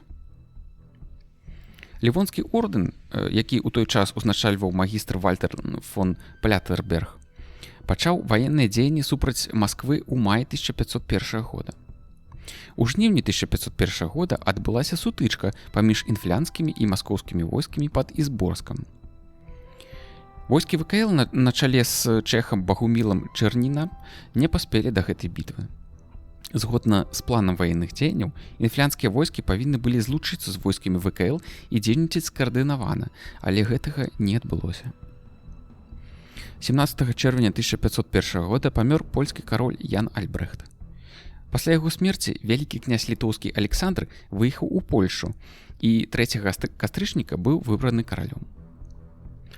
У змаганні за карону Александр правёў лета і восень 1501 года ў Польшы, дзе прабыў яшчэ амаль палову 1502 года. Адсутнасць вялікага князя і спадзяванні на дапамогу палякаў абумовілі пасіўнасць войск ВКЛ у другой палове 1501 года.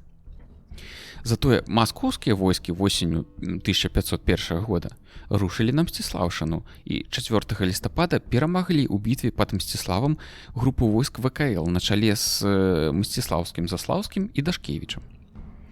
Для адцягвання сіл ад Мсціслава гетман найвышэйшы і кашталян Трокскі Станіслаў Кезгайла і Багуміл Чэрнін з Полацка напалі на землю ВКМ. На гэтым кампанія 1501 года скончылася. Летам 1502 года адбыўся паход маскоўскіх войск на Смаленск. Яны захапілі і спалілі Оршу, рабавалі Мсціслаўшчыну, землі Вісебшчыны і Полаччыны. У гэты час у ВКЛ прыехаў Аляксандр і прывёў з сабой надворнае войска наёмнікаў. Ліцвінскія сілы разам з атрадамі, якія прыйшлі з Александрам, рушылі на дапамогу Смаленску. З іх прыбліжэннем войскі Масквы знялі аблогу Смаленска і адышлі. Але затое 13 верасня 1502 года войскі інфлянскага ордэна, саюзніка ВКЛ, былі ўшчэнт разбіты масквічамі ля возера Смоленскага ў пскоўскай зямлі. У наступным дзеянні ваюючых бакоў мелі лакальны характар і абмяжоўваліся невялікімі рэйдамі. Бакі былі аслаблены ваеннымі дзеяннямі і шукалі замірэння. 4 сакавіка 1503 года у Маскву прыбыло пасольства ВКЛ.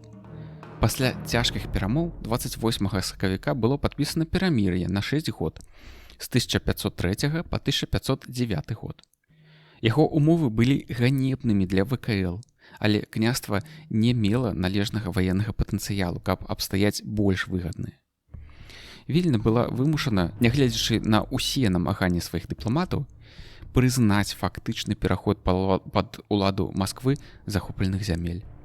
Але ён не быў прызнаны ВКЛ законным і канчатковым, што і абумовіла падпісанне толькі перамір'я, а не міру. Па ўмовах перамір'я Вялікае княства страціла апошнія вярхоўскія княствы – Мцэнск, Масальск, Серпейск, Любуцк. Таксама Старадубскае і Новгород-Северскае княствы з гарадамі Чарнігаў, Старадуб, Гомель, Новгород-Северскі, Рыльск. Таксама частку Смаленшчыны з гарадамі Бранск, Радагошч, Почап, Трубчапск, Тарапец, Дарагабуж, Белую. І гарада Кіеўшчыны, Любіч і Пуціўль, Полаччыны, Остру, Невель і Мсціслаўшчыны, гарады Мглін, Хатомель, Папову гару.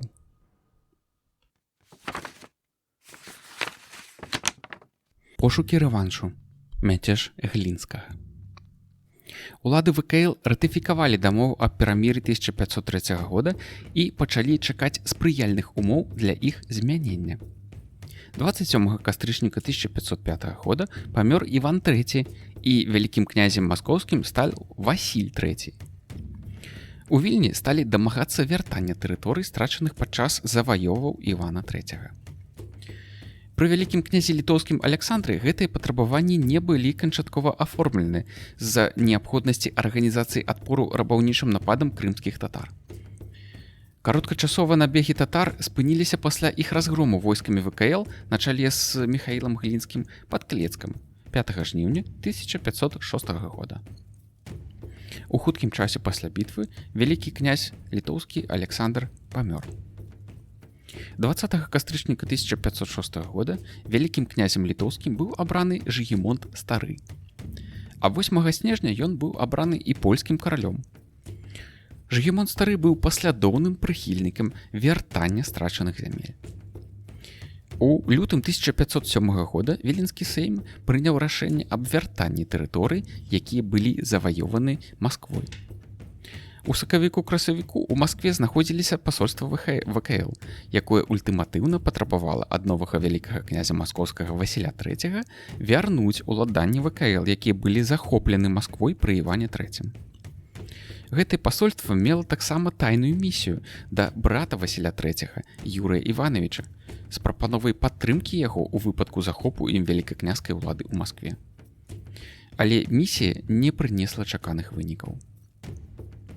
Адначасова з накіраваннем пасольства ў Маскву ВКЛ праводзіла мерапрыемствы па падрыхтоўцы да ваенных дзеянняў. Дыпламаты актыўна працавалі ў крымскім ханстве і дабіліся абяцання ваяваць разам з ВКЛ супраць Масквы і зрабіць напад на Чарнігаў і Пуціўль. Але ў 1507 годзе крымскія татары не праводзілі ваенных акцый. У Польшы вяліся перамовы аб ваеннай дапамозе. Пасольствы ВКЛ з прапановай аб саюзе знаходзіліся ў інфлянтах і ў казанскім ханстве, але іх дзейнасць была непаспяховай. Урад Масквы не прыняў патрабаванні Вільні. Ён заявіў аб гатоўнасці пачаць ваенныя дзеянні супраць ВКЛ і пачаў іх першым. У красавіку 1507 года маскоўскія войскі былі пасланы на Полаччыну з Вялікіх Луг і Смаленшчыну з Дарагабужа. Яны абмінулі крэпасці і пустошылі воласці ў глыбіні ВКЛ, даходзячы да Бярэзіны. Для арганізацыі адпору Жыгімонт Стары пераехаў з Польшчы ў Вялікае княства Літоўскае. Па яго загадзе гетман літоўскі тэрмінова збіраў для Менска паспалітае рушанне, каля 14 000 чалавек. Але пакуль яно сабралося, войскі Масквы пакінулі тэрыторыю ВКЛ. Паспалітае рушанне перабазіравалася ў раён Друцка, адкуль рабіла дробныя рабаўнічыя набегі на парубежныя землі маскоўскай дзяржавы. У хуткім часе паспалітае рушанне было распушчана. У кастрычніку-лістападзе 1507 года войскі Масквы на чале з ваяводам Холмскім і Захарыным зноў дзейнічалі ў верхнім Падняпров'і, асадзілі Крычаў і Мсціслаў.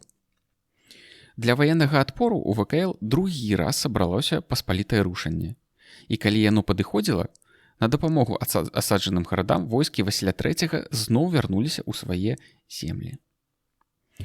Нечакана вайна з Масквой ускладнілася унутрыпалітычнай праблемай. У лютым 1508 года Міхаіл Глінскі узняў бунт супраць Жыгімонта Старога. Глінскі сабраў каля 2000 сваіх прыхільнікаў і васалаў. Цэнтрам бунтаўшчыкоў стаў Тураў. Быў захоплены Мазыр. Атрады Глінскага дзейнічалі каля Слуцка, Менска, Оўруча, Жытоміра і іншых гарадоў. Вясной 1508 года у стане мяцежнікаў з'явіўся упаўнаважаны Васіля III Нікіта Губа, які дамовіўся аб пераходзе Глінскага ў падданства да Васіля III. Глінскаму абяцалася ваенная падтрымка і перадача яго кіравання мясцовасці, якія будуць ім заваёваны. Глінскі асаждаў Слуцк. На дапамогу яму Масква прыслала Шамячыча з войскам.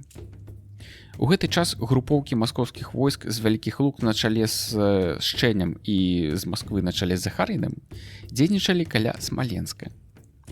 Яшчэ адна групоўка была паслана пад Полацк.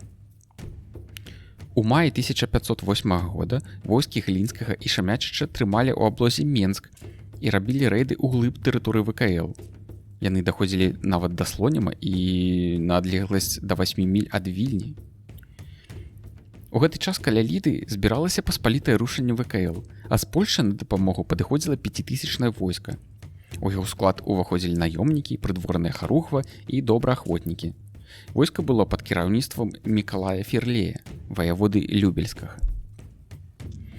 Аб'яднаныя сілы, каля 15-16 тысяч чалавек, на чале з гетманам Канстанцінам Астрожскім, рушылі на пачатку чэрвеня на непрыяцеля.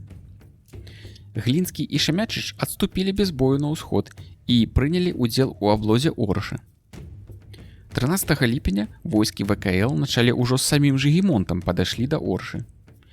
Не прыняўшы бою, групоўка маскоўскіх войск зняла аблогу і ў ноч на 23 ліпеня адступіла ад горада. У жніўні 1508 года Канстанцін Астрожскі і Мікалай Ферлей праводзілі рэйды па Севершчыне. У гэты час ВКЛ адваявала Любіч, быў вызвалены Мазыр, і, як следства, Глінскі і яго прыхільнікі вымушаны былі пераехаць у Маскву. Праўда, некаторыя засталіся ў ВКЛ і прасілі дараваць ім удзел у бунце. Невялікая групоўка войск ВКЛ на чале з маршалкам гаспадарскім Станіславам Кішкам, рухаючыся ў глыб тэрыторыі Масквы, захапіла Даргабуш і Тарапец, а некаторыя атрады даходзілі да Вязьмы і Можайска. Аднак войскі княства Маскоўскага ударам у адказ адваявалі занятую тэрыторыю. Адначасова з гэтымі ваеннымі рэйдамі ВКЛ распачало перамовы аб замірэнні. 9 верасня 1508 года было падпісана пагадненне аб вечным міры, якое замацоўвала межы згодна з дагаворам 1503 года. Толькі ВКЛ дабілася далучэння да сябе Любіча з прылеглай тэрыторыі. Таксама было дамоўлена аб абмене палоннымі. Прызнаваліся права Глінскага і яго прыхільнікаў на асабісты ад'езд у Маскву. Адначасова заключаўся ваенны саюз супраць всех недругаў. Вайна 1512-22 гадоў. Страта Смаленска. Бітва пад Оршай. Умовы міру 1508 года не задаволілі Маскву. З 1510 яна непасрэдна займалася падрыхтоўкай да вайны. Дыпламатычнай дзейнасцю, набыццём лепшага ўзбраення, у першую чаргу асаднай артылерыі і гэтак далей. Асноўнай мэтай вайны было авалоданне Смаленскам. Дыпламатычнымі шляхамі Масква заручылася падтрымкай Лівонскага і Тэўтонскага ордэнаў. Восенню 1512 года княства Маскоўскае аб'явіла вайну ВКЛ. Афіцыйнымі прычынамі вайны з боку Масквы называліся прыцясненне ўдавы Александра Алёны і саюз ВКЛ з Крымскім ханствам. Гэтыя прычыны мелі яўна выражаны прапагандысцкі характар і мэту апраўдаць пачатак вайны. На самой справе паслы Масквы нават не захацелі наведаць вялікую княгіню Алёну, каб даведацца пра яе рэальнае становішча. Што да саюзу з Крымам, то ён уваходзіў у кампетэнцыю двухбаковых адносін ВКЛ і Крымскага ханства. Дарэчы, гэты саюз не супярэчыў вечнаму міру 1508 года, у якім Крымскае ханства не ўваходзіла ў ранг агульнага ворага.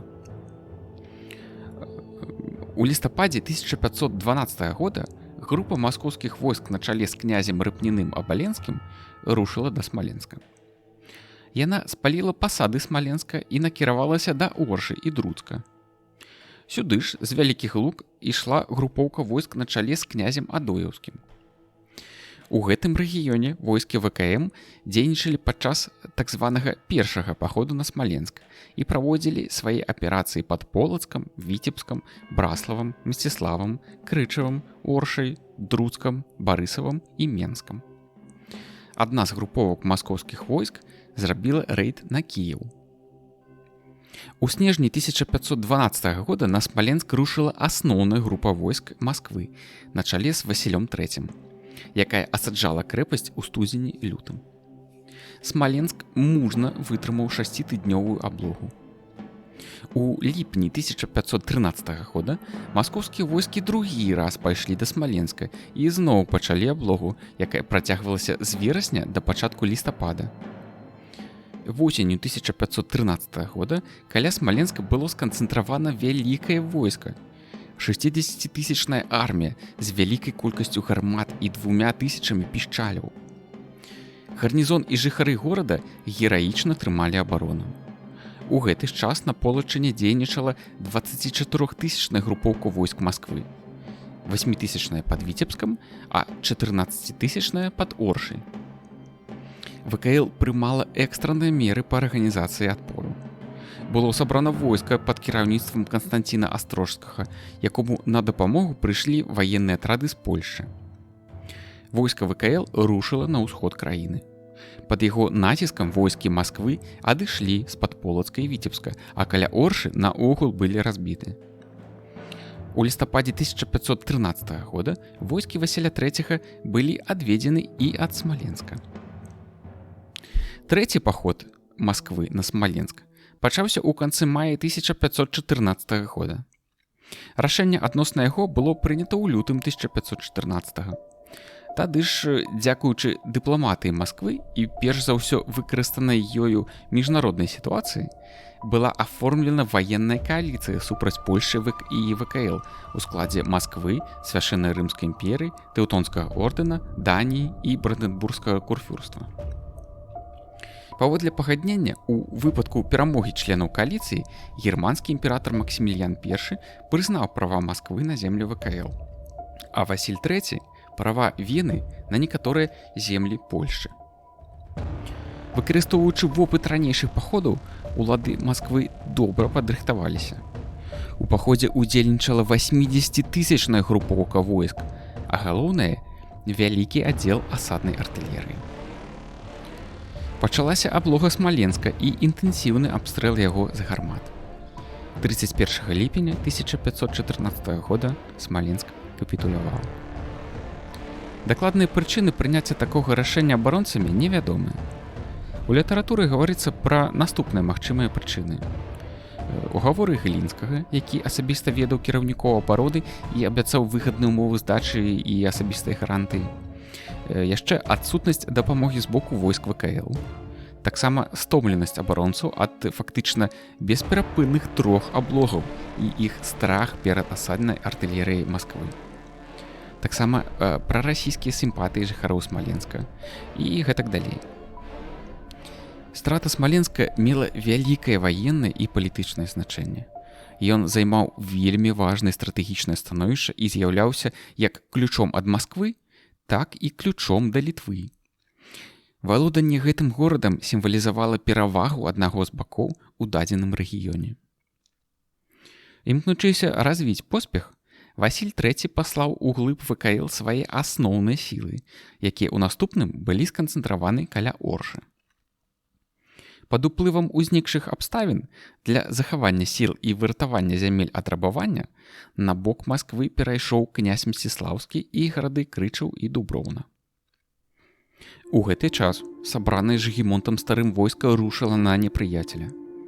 У склад аб'яднаных сіл ВКЛ і Польшы уваходзіла паспалітае рушанне з 16 тысяч коннікаў, 14 тысяч польскіх коннікаў, 2,5 тысяч конных польскіх добраахвотнікаў і 3 тысяч наёмнай пяхоты. Жыгімонт стары пакінуў пры сабе 4 тысячы ратнікаў, а астатняе войска, каля 30 тысяч чалавек пад камандаваннем Канстанціна Астрожскага, было накіравана пад Оршу насустрач войскам Масквы пад камандаваннем ваяводы баярына Чалядзіна, якіх было каля 60-80 тысяч чалавек. Войска ВКЛ падышло да Дняпра 7 верасня каля Оршы, і Астрожскі, не зважаючы на сілы бакоў, пастанавіў даць вальную бітву. Каб не перапраўляцца пад абстрэлам, Астрожскі правёл дэманстрацыйны манёвр з пераправай цераз Дняпро на вачах маскавітаў некалькі тысяч коннікаў.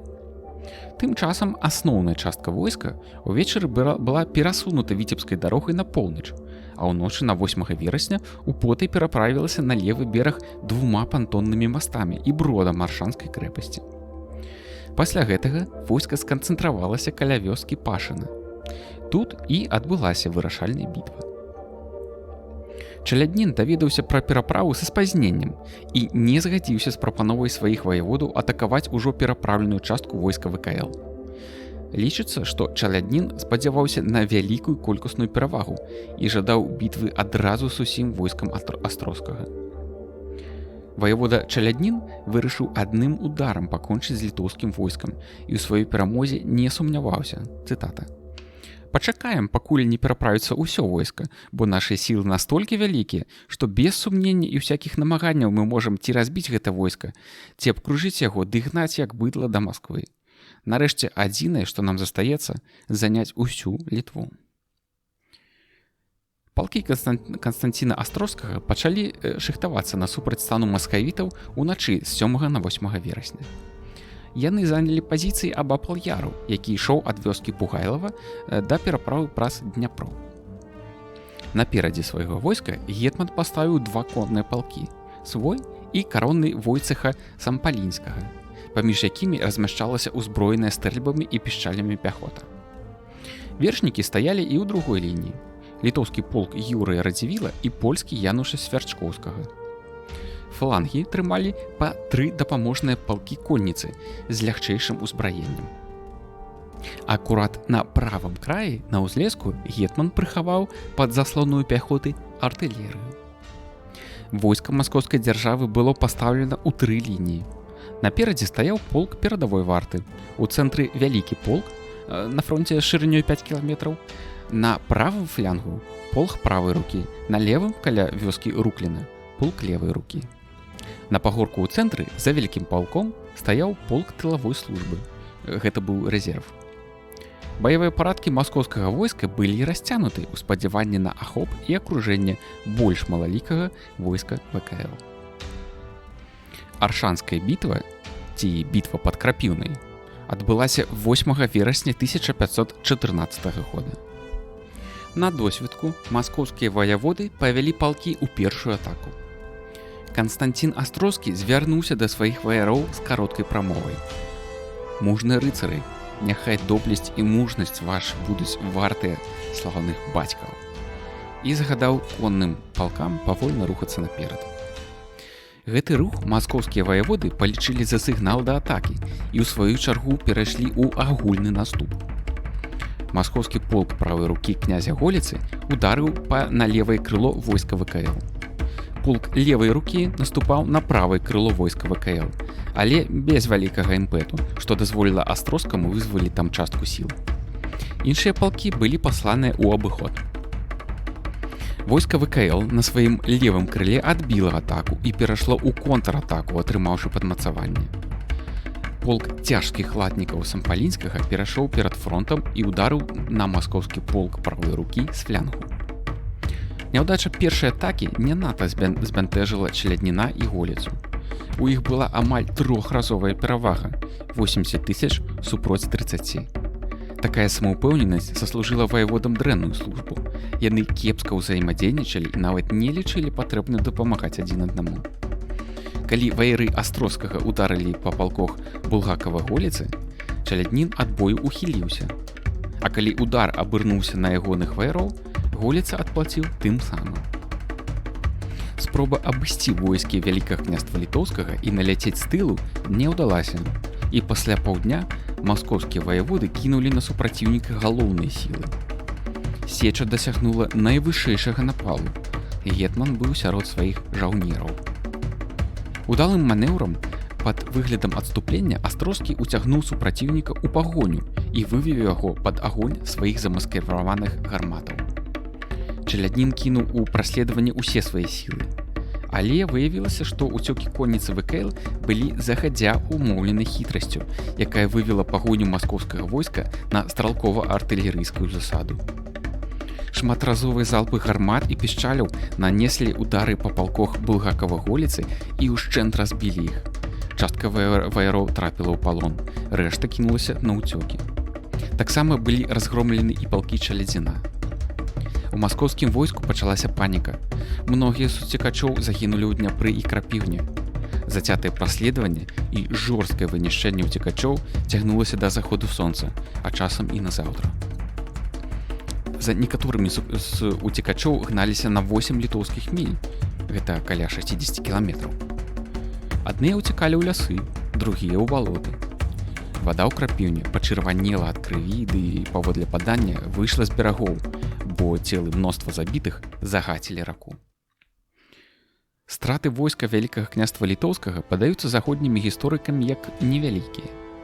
4 вялікія паны, каля 500 рыцараў і невядомая колькасць простых жаўнераў.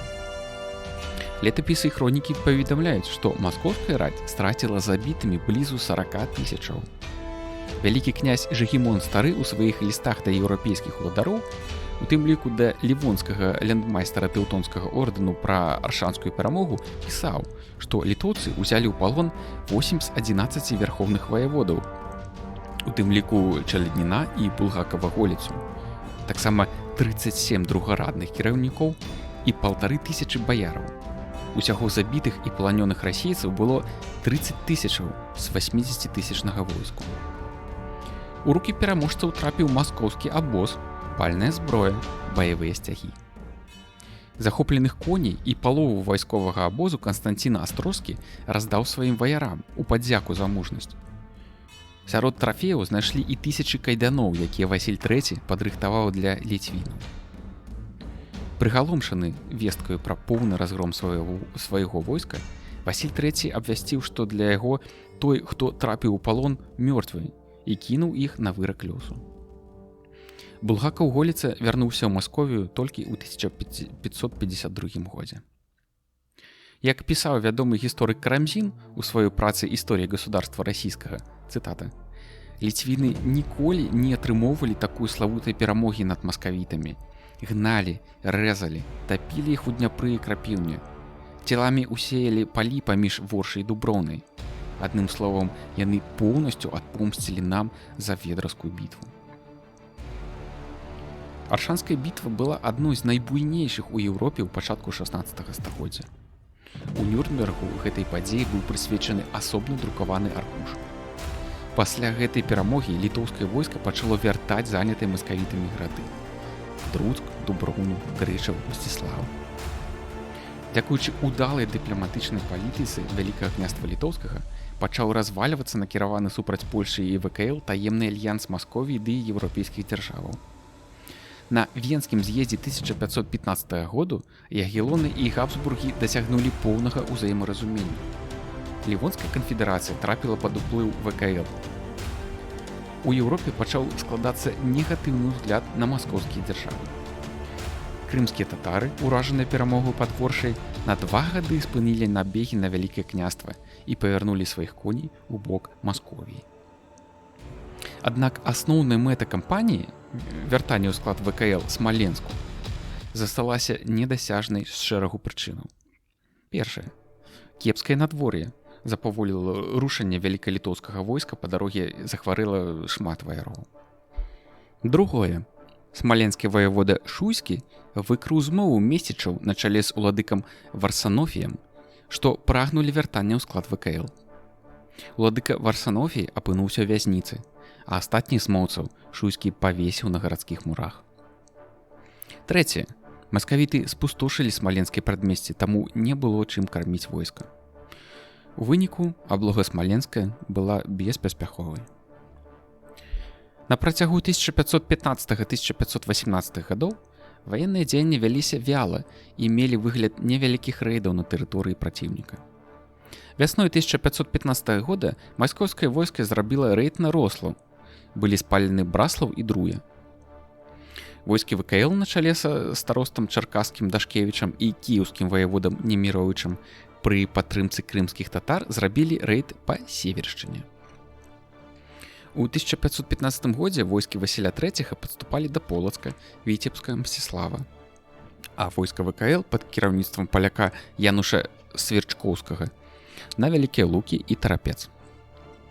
У 1516 годзе войскі Масквы дзейнічалі ў раёне Віцебска, а ВКЛ у раёне Гомеля. У 1517 годзе літоўскае войска на чале з Астрожскім з Полацка рушыла на Пскоўшчыну. Была абложана Апочка. Асобныя атрады рабілі рэйды да Пскова, Краснага, Вароніча і Вельні. У ваеннай кампаніі дзейнічалі і польскія атрады на чале з Янушам Сверчкоўскім. Адначасова з пачаткам паходу ВКЛ паслала ў Маскву сваіх паслоў для вядзення перамоў аб спыненні ваенных дзеянняў і заключэнні міру. Паход на Апочку ў выпадку яго паспяховасці расцэньваўся ўрадам ВКЛ як адзін з аргументаў падчас будучых перамоў. Але яго аблога была беспаспяховай, і з канцэнтрацыі маскоўскіх войск вакол Апочкі войскі ВКЛ адышлі.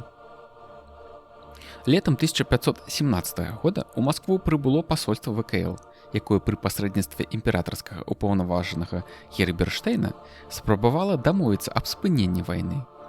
Але умовы двух бакоў былі ўзаемна непрымальнымі. У 1518 годзе войскі Масквы зноў дзейнічалі на Полачыне, Віцебшчыне ў Падняпроўі. 29 ліпеня войскі ВКЛ на чале з Альбрэхтам Гаштольдам і Юрыем Радзівілам пад Полацкам разбілі маскоўскія сілы, рэшткі якіх адышлі ў межы маскоўскай дзяржавы. Але іншыя групоўкі праціўніка працягвалі дзейнічаць, і некаторыя атрады даходзілі нават да Менска, Слуцка, Новаградка і ледзь не да самай Вільні. 1519 год быў для ВКЛ даволі складаным. У вайну на баку Масквы уступіў Тэўтонскі ордэн. У ліпені на Кіеўшчыну і Валынь уварвалася 40-тысячнае войска Крымскага ханства, якое разбіла войскі Польшчы ВКЛ пад Сокалем. Адначасова арганізоўваўся напад Тэўтонскага ордэна на Польшу, які, праўда, не адбыўся. Войскі ж Масквы 3 групоўкамі рушылі на тэрыторыю ВКЛ. Асноўнай задачай гэтых рэйдаў была дэманстрацыя ваеннай сілы і рабаванне тэрыторыі. Гэта значыць падрыў ваеннага і эканамічнага патэнцыялу Вялікага княства Літоўскага. Маскоўскія атрады даходзілі да Крэва, Ашмян, Маркава, Лебедзева, нават да Меднікаў, гэта 20 міль ад Вільні. У лютым 1520 года адбыўся рэйд войск Масквы на чале з ваяводам Гадуновым пад Полацк і Віцебск. Гэта было апошнім актыўным актам у вайне. Дыпламаты Жыгімонта Старога удалося заключыць пагадненне з Крымскім ханствам, а Тэўтонскі ордэн пацярпеў ад Жыгімонта некалькі паражэнняў і не мог быць памагатым Васіля III.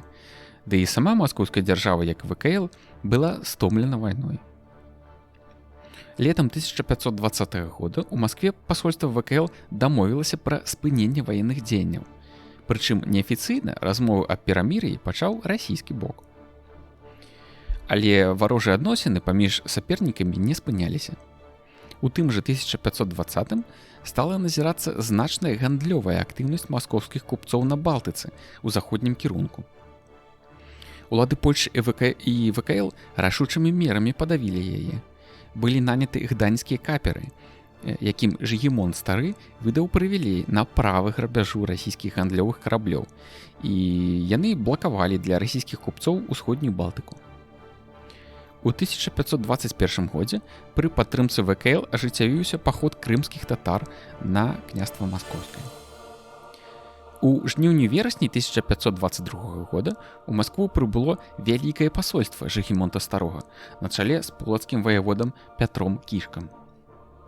14 верасня было падпісана перамір'е на 5 гадоў, пасля чаго меркавалася падпісаць вечны мір. Асноўным спрэчным пытаннем, з-за якога падпісання не адбылося, быў Смаленск. Масква не хацела яго аддаваць, а ВКЛ не хацела прызнаваць яго страту. У выніку кампрамісу Смаленск прадаўжаў знаходзіцца пад уладай Масквы, але ў тытул Васіля III не ўпісвалася тытуляванне князь Смаленскі. Шматлікі маскоўскі палон заставаўся ў ВКЛ. У 1526 годзе перамір'е было падоўжана пры садзейнічанні Герберштейна яшчэ на 7 гадоў. У сакавіку 1532 яшчэ на год. Гады перамір'я не заўсёды праходзілі беспраблемна.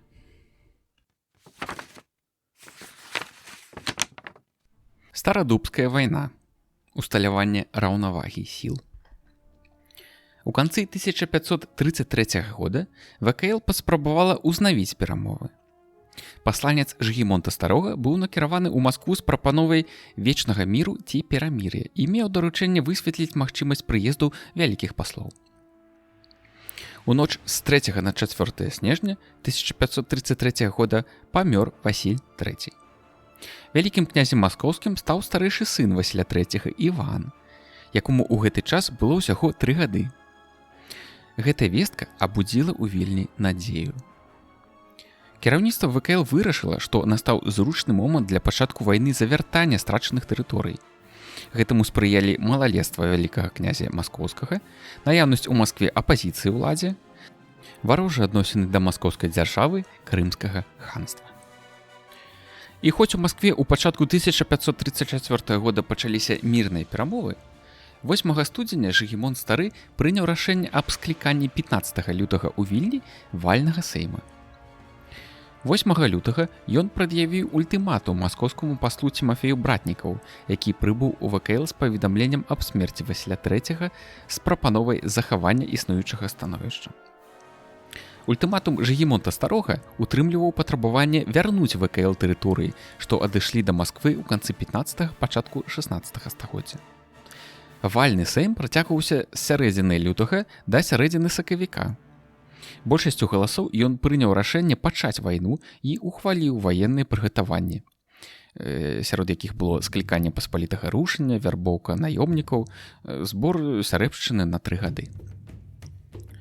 Ваяводам і намеснікам парубежных тэрыторый было загадана заставацца на памежных замках і падрыхтоўваць іх на выпадак вайны. Вялікі князь 14 сакавіка падпісаў універсал па збіранні паспалітага рушання з пачатку красавіка і не пазней 23 мая 1534 года каля Менска пад кіраўніцтвам гетмана ВКЛ Юрыя Радзівіла. У маі паспалітае рушанне сабралася каля Менска. У тым жа месяцы невялікія атрады войск ВКЛ рабілі разведвальныя рэйды на Сівершчыну. Яны даходзілі да Чарнігава, Новгарад-Северскага, Старадуба, Радагошча, Бранска. Ваенныя дзеянні былі скаардынаваны з набегамі крымскіх татар на паўднёвыя землі княства Маскоўскага, але яны рабіліся невялікімі сіламі і не былі паспяховымі. У пачатку жніўня мсціслаўскі дзяржаўца Юрый Зяновьевіч выслаў разведвальны атрад, які разбіў маскоўскі атрад колькасцю 1100 чалавек. 18 жніўня гетман ВКЛ Юрый Радзівіл прывёў 20-тысячнае войска пад Магілёў. У гэты час да Жыгімонта Старога перабеглі маскоўскія баяры Сямён Бельскі і Іван Ляцкі з атрадам у 400 коней. З-пад Магілёва частка войск ВКЛ на чале з Вішнявецкім была накіравана пад Смаленск, а частка пад кіраўніцтвам князя Неміровіча на Севершчыну. Асноўныя ж сілы засталіся пад Магілёвам на Друцкіх палях. Неміровіч трымаў у аблозе Старадуб, Почап, Чарнігаў, захапіў Радагошч. Гэта здарылася з-за памылкі абаронцаў, у якіх пры спальванні пасадаў горада для лепшай абароны крэпасці згарэлася і сама крэпасць. Але захоп Радагошча фактычна нічога не даў ВКЛ, бо ён знаходзіўся далёка ад межаў ВКЛ і утрымліваць яго было немагчыма. У ходзе аблогі Старадуба 11 верасня адбылася бітва. Падчас вылазкі абаронцы горада захапілі ў палон ротмістра Сухадольскага і 7 ці 40 пішчальшчыкаў. Літвіны ж вынік гэтай бітвы расцэньвалі як сваю перамогу. Вярнуўшыся, войска раз'ехалася. Да восені 1534 года асноўная частка маскоўскіх войск знаходзілася на поўдні краіны для прадухілення магчымага нападу крымскіх татар. Восенню стала вядома, што нападу не будзе, і маскоўская дзяржава зрабіла перагрупоўку войск для набегу на тэрыторыі ВКЛ.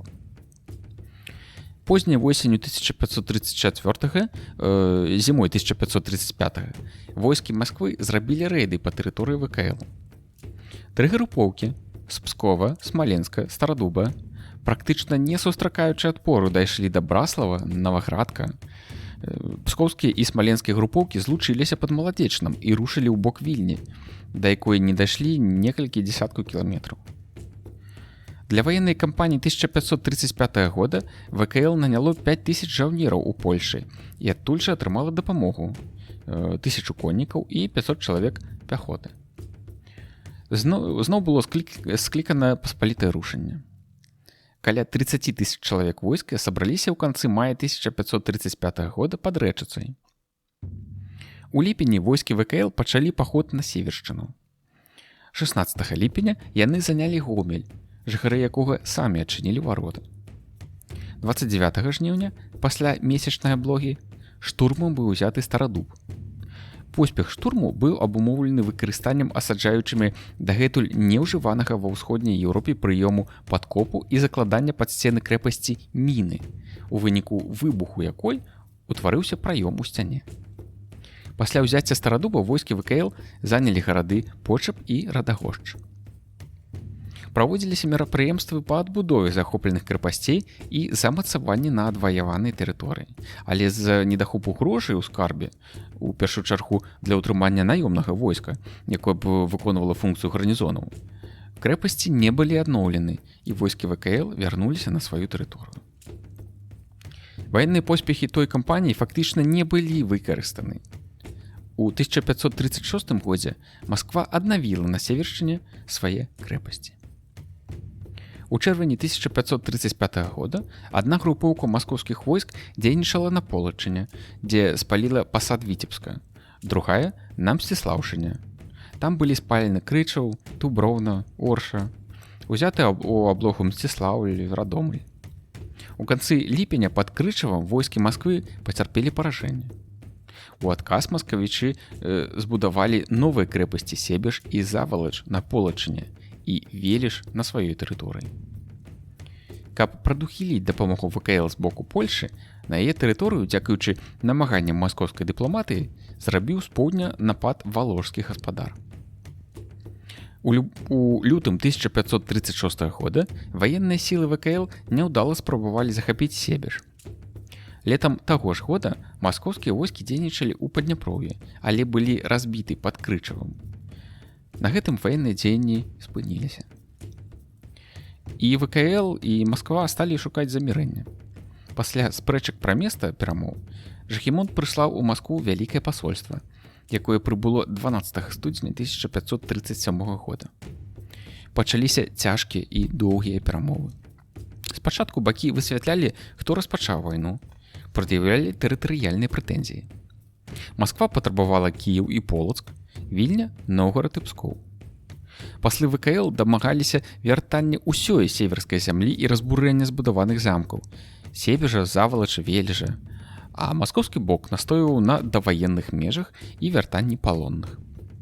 Вільня згаджалася аддаць усіх палонных за Чарнігаў. Толькі 16 лютага 1537 года было дасягнута кампраміснае пагадненне, якое прадугледжвала 5гадовае перамір'е. Гомель з усёй зямлёй заставаўся ў складзе ВКЛ. Себеж і Завалач перадаваліся Маскве. Астатняя мяжа заставалася ў асноўным нязменнай. Перамір'е 1537 года было падоўжана 23 сакавіка 1542 года на 7 гадоў. Далей у 1549 годзе на 5 гадоў, у 53 годзе на 2 гады і у 56 годзе на 6 год. У цэлым пра войны канца 15, першай трэці 16 стагоддзя можна сказаць, што яны паказалі раўнавагу сіл у рэгіёне. На пачатку ваенных дзеянняў Масква паказала сябе больш падрыхтаваным да вайны, выявіла вялікую мабільнасць узброеных сіл.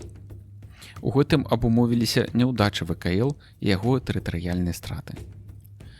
Паступова ў вялікім княстве быў прыняты шэраг мер, якія дазволілі эфектыўна змагацца з маскоўскай дзяржавай і нават пераходзіць у наступленне. Вопыт ваенных дзеянняў паказаў для ВКЛ эфектыўнасць прымянення наёмных войск, як і значную баяздольнасць войск краіны пры правядзенні аперацый разам з войскамі Польшчы. Аб жорсткасці вайны гаворыць тое, што толькі двойчы падпісваліся мірныя дамовы у 1494 і 1508 годах. І то яны былі непрацяглымі, а ў астатніх выпадках падпісваліся толькі перамір'і. У ходзе войн ВКЛ страціла значную частку сваіх дзяржаўных тэрыторый, ад Вязьмы да Смаленска ўключна, і насельніцтва таксама. Але такія цяжкія страты паслужылі адной з прычын хуткай кансалідацыі грамадства ВКЛ і выхавання грамадзянскай еднасці, нягледзячы на канфесійныя і этнічныя адрозненні насельніцтва краіны.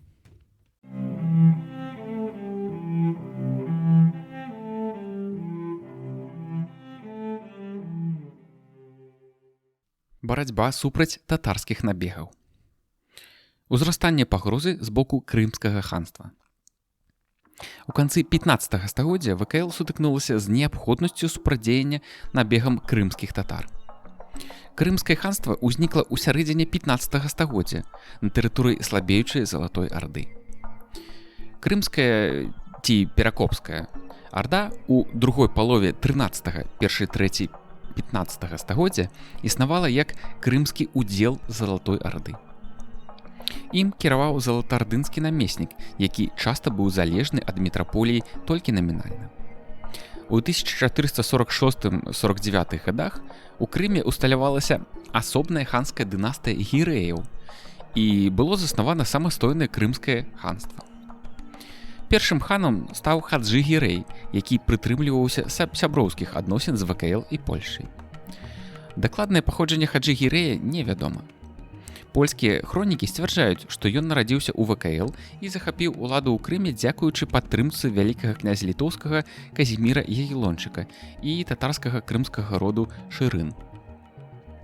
У 1466 годзе, пасля барацьбы паміж сынамі Хаджы Гірэя, ханам стаў яго малодшы сын Менглі.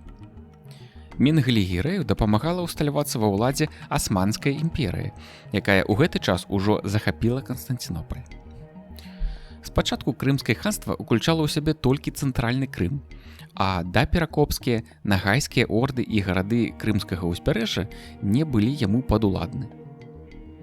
У 1475 годзе атаманская порта ўстанавіла кантроль за генуэзскімі калоніямі на крымскім узбярэжжы, гарадамі Кафай і іншымі, і стварыла на іх базе санджак Асманскай імперыі.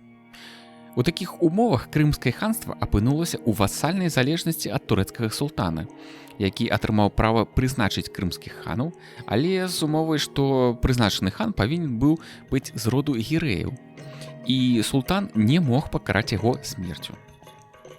Адносіны ВКЛ і крымскага ханства ў такіх умовах спачатку заставаліся даволі добрасуседскімі. І хоць у 1474 годзе крымскія татары ажыццявілі значны набег на Падоле і Чырвоную Русь, але калі ў сакавіку 1474 года і сакавіку наступнага года паслы вялікага княства Маскоўскага ў час перамоў з крымскім ханам прапаноўвалі саюз супраць караля польскага і вялікага князя літоўскага Казіміра, Менглі Гірэй не пажадаў парушаць сяброўскіх адносін з ВКЛ. У 1476 годзе быў нават заключаны саюз паміж Казімірам і Менглі Гірэем. Становішча змянілася пасля таго, як хан Залатой Арды Ахмат, саюзнік ВКЛ у барацьбе з мацнеючай маскоўскай дзяржавай, у выніку двух паходаў на Крым пасадзіў у 1476 годзе на крымскае ханства свайго прыхільніка Джанібека. Толькі ў 1478 годзе Менглі Гірэю з дапамогай Асманскай імперыі ўдалося вярнуць сабе ханства. Менглі Гірэй адразу стаў праводзіць перамовы з Масквой. І ў красавіку 1480 года быў заключаны саюз Крымскага ханства з Масквой супраць агульных ворагаў Залатой Арды і ВКЛ, супраць Ахмата і Казіміра. Менглі Гірэй адразу ж у 1480 годзе зрабіў выправу на ВКЛ. Перад гэтым для ўрэгулявання адносін з Крымскім ханствам з Вялікага княства быў адпраўлены ў якасці пасла Іван Глінскі, але ён не паспеў даехаць да месца прызначэння, бо крымчакі ўжо выступілі ў паход. А ў 1482 годзе Крымскім ханствам быў здзейснены шырокамаштабны напад на ВКЛ. Быў узяты і разрабаваны Кіеў, горад і замак. З 90-х гадоў 15-го стагоддзя крымчакі нападалі на ВКЛ ледзь не штогод, а то рабілі і па 2-3 паходы ў год. Пры гэтым Менглі Гірэй узгадняў час наездаў з вялікім князем маскоўскім, з якім у яго існавалі саюзныя дагаворы аб сумесных дзеяннях супраць агульных ворагаў. Тым не менш, ВКЛ не лічыла Крымскае ханства сваім патэнцыяльным непрыяцелем, якім стала для яго маскоўская дзяржава, што прад'яўляла вельмі тэрытарыяльныя прэтэнзіі. Дыпламатыя ВКЛ старалася, асабліва ў час войнаў з Масквой, перацягнуць Крымскае ханства на свой бок, ці хоць бы нейтралізаваць яго. З такімі мэтамі дзейнічалі пасольствы ВКЛ у Крымскім ханстве ў 1492 і 1500 годах. Ну і ў далейшых годах.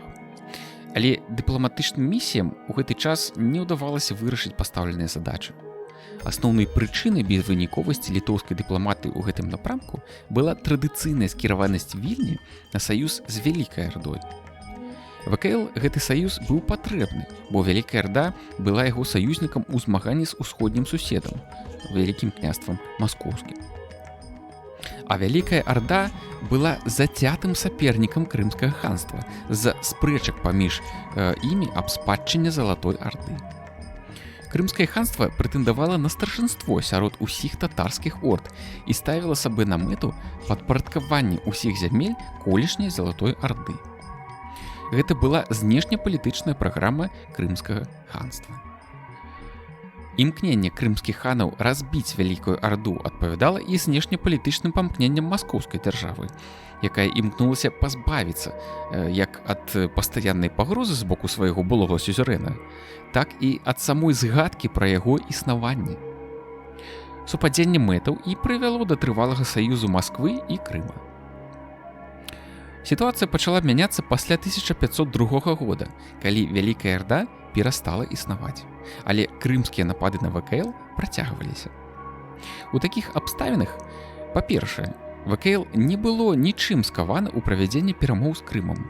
Яму не патрэбна было лавіраваць паміж двума ханствамі. Па-другое, маскоўская дзяржава паступова асэнсоўвала, што далейшая рэалізацыя Крымскім ханствам знешнепалітычных мэт па ўсталяванні кантролю над іншымі ханствамі не адпавядала яе інтарэсам. Маскве не патрэбна было моцнае Крымскае ханства, якое б заняло месца Залатой Арды. З пункту гледжання Масквы было больш небяспечна мець некалькі невялікіх татарскіх ханстваў, якія было б лягчэй кантраляваць, а ў наступным і падпарадкаваць. Але гэта супярэчыла намерам Крымскага ханства. Дадзеная супярэчнасць у наступным і прывяла да разрыву Крымам саюзных адносін з Масквой. Асновай ваеннай моцы крымскіх татар была лёгкая кавалерыя. Ваенны патэнцыял Крыма ў канцы 15-го, пачатку 16-го стагоддзя быў значным. Гэта час росквіту Крымскага ханства як дзяржавы. Яго ўзброеныя сілы знаходзіліся на ўздыме і былі здольныя рэалізоўваць задачы не толькі па рабаванні дрэнна абароненых зямель, але і па ўзяцці гарадоў, нават умацаваных. І прыклады таму Кіеў, Звеніград, Чуднаў, Асцёр і іншыя. Войскі крымскіх татар уяўлялі грозную сілу і ў адкрытым палявым баі. Узаемаадносіны ў вайсковых адзінках былі падпарадкаваны прынцыпу асабістай адданасці камандзіру і безагаворачнага выканання яго загадаў. Адсюль высокая дысцыплінаванасць войск, якая дапаўнялася адчайнасцю і мужнасцю. Акрамя таго, перавагамі татарскай конніцы былі высокая мабільнасць як у стратэгічным, так і ў тактычным плане, а таксама звязаная з гэтым раптоўнасць нападаў. Татарскія загоны дасягалі Беларусі за 8-10 дзён. За дзень яны маглі праходзіць ад 180 да 220 кіламетраў. Татарскія набегі на беларускія землі. Яскравым прыкладам мабільнасці крымскага войска быў паход крымчакоў 1503 года, калі яны за адзін дзень пераправіліся праз Прыпяць і ў гэты ж дзень апынуліся каля Слуцка і Капыля. Менавіта таму слуцкі князь Сямён Апелькавіч не паспеў сабраць войска і вымушаны быў абараняцца наяўнымі ў замку сіламі. Раптоўнасць дасягалася і непрадказальнасцю часу нападу і нявызначанасцю маршруту. Час набегу быў адвольны і залежаў ад рашэння палітычнай эліты ханства ці яго часткі. Набегі крымскіх татар адбываліся ў розныя часы, пераважна ў канцы лета ці восенню. Яны цягнуліся ад некалькіх дзён да некалькіх месяцаў і ажыццяўляліся з прыцягненнем рознай колькасці ваяроў. Ад некалькіх сот да некалькіх тысяч. Можна сцвярджаць, што ў буйных набегах на тэрыторыю Беларусі прымала ўдзел ад 5 да 12 тысяч татарскага войска. Адны татарскія напады насілі характар дзяржаўна-палітычных акцый. Другія мелі толькі рабаўнічыя мэты і часта адбываліся без дазволу і ведама крымскага хана. Некаторыя наезды, асабліва невялікія, у шэрагу выпадкаў выклікаліся цяжкім эканамічным становішчам татар, недахопам харчавання, галечы і гэтак далей. І мелі за мэту яго паляпшэння шляхам рабавання зямель ВКЛ. Незалежна ад мэтаў набегаў, яны заўсёды прыносілі з сабой спусташэнне і рабаванне тэрыторый. Маршрут руху татарскай конніцы ў залежнасці ад мэты нападу пралягаў па чорным шляху, кучманскім шляху і мурамскім шляху.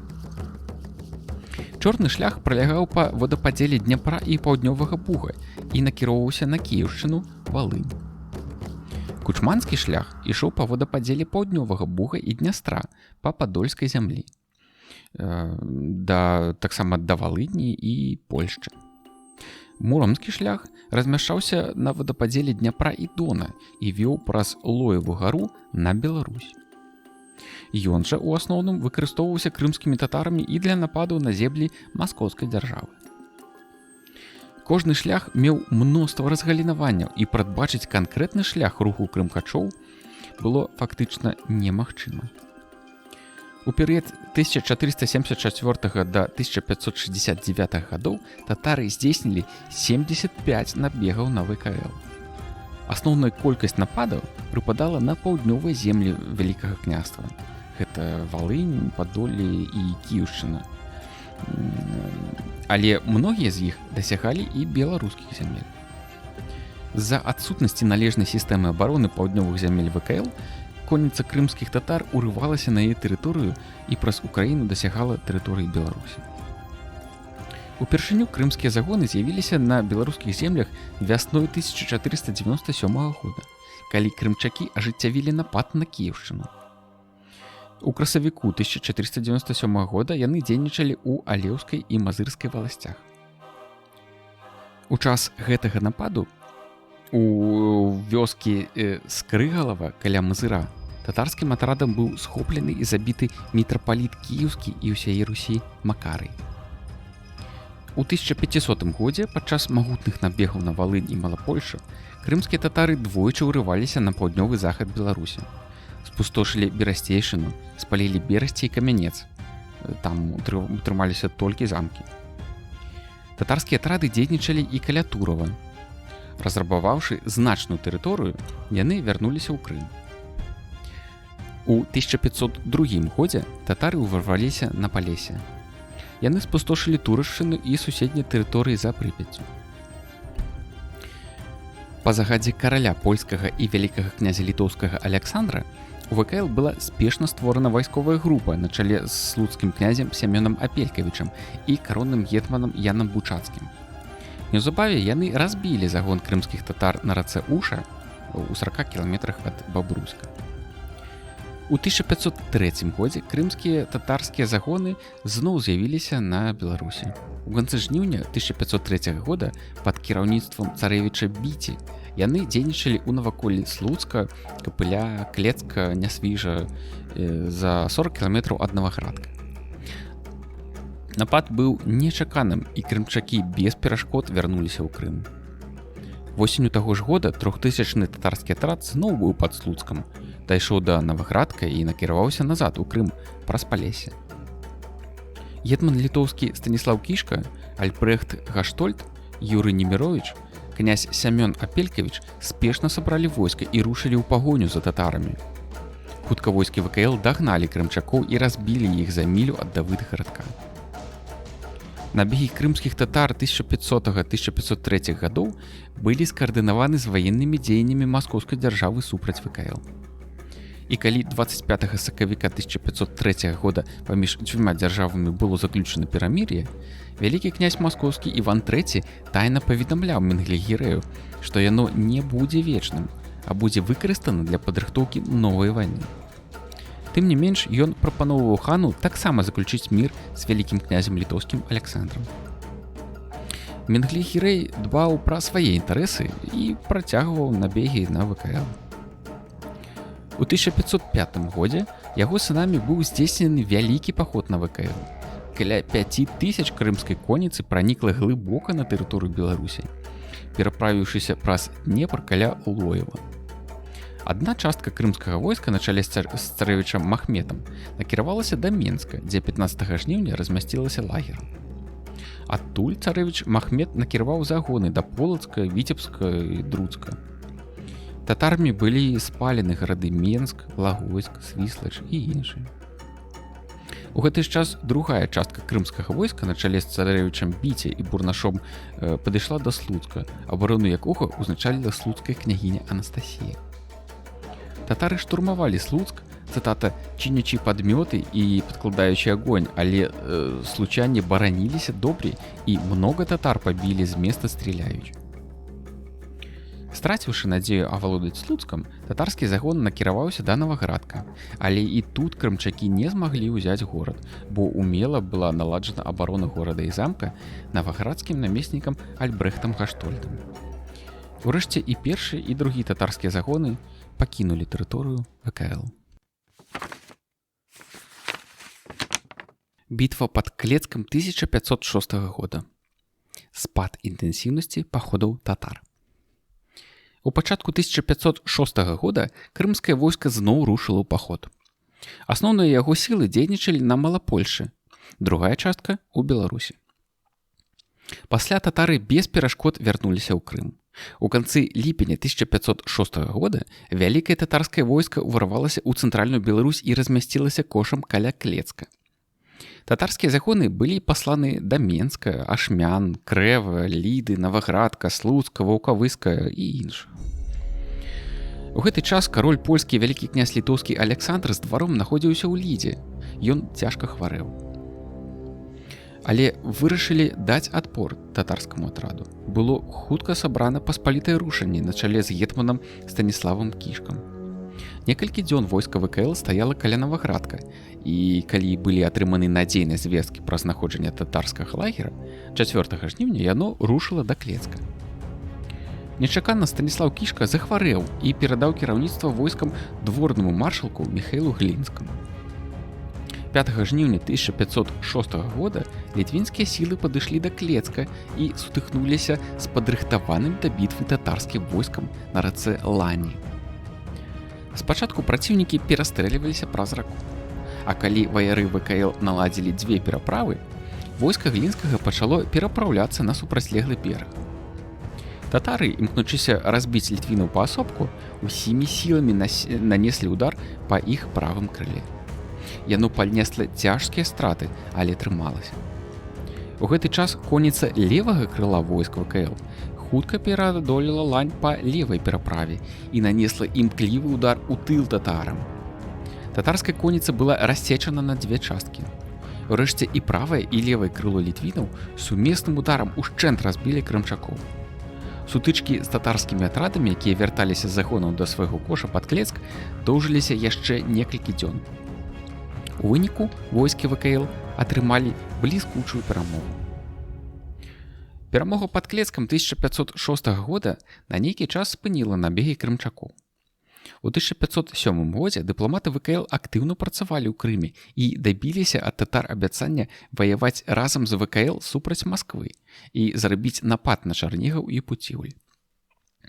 У 1507 годзе крымскія татары не праводзілі актыўных ваенных аперацый, хоць у ліпені і быў здзейснены першы паход крымскага ханства на ўладанні Масквы. Але дамова 1507 года аказалася нетрывалай, і ў 1508 годзе крымчакі здзейснілі буйны напад на Валынь. У гэты час невялікія татарскія загоны двойчы пранікалі на беларускія землі. Адзін з іх дзейнічаў на Случыне.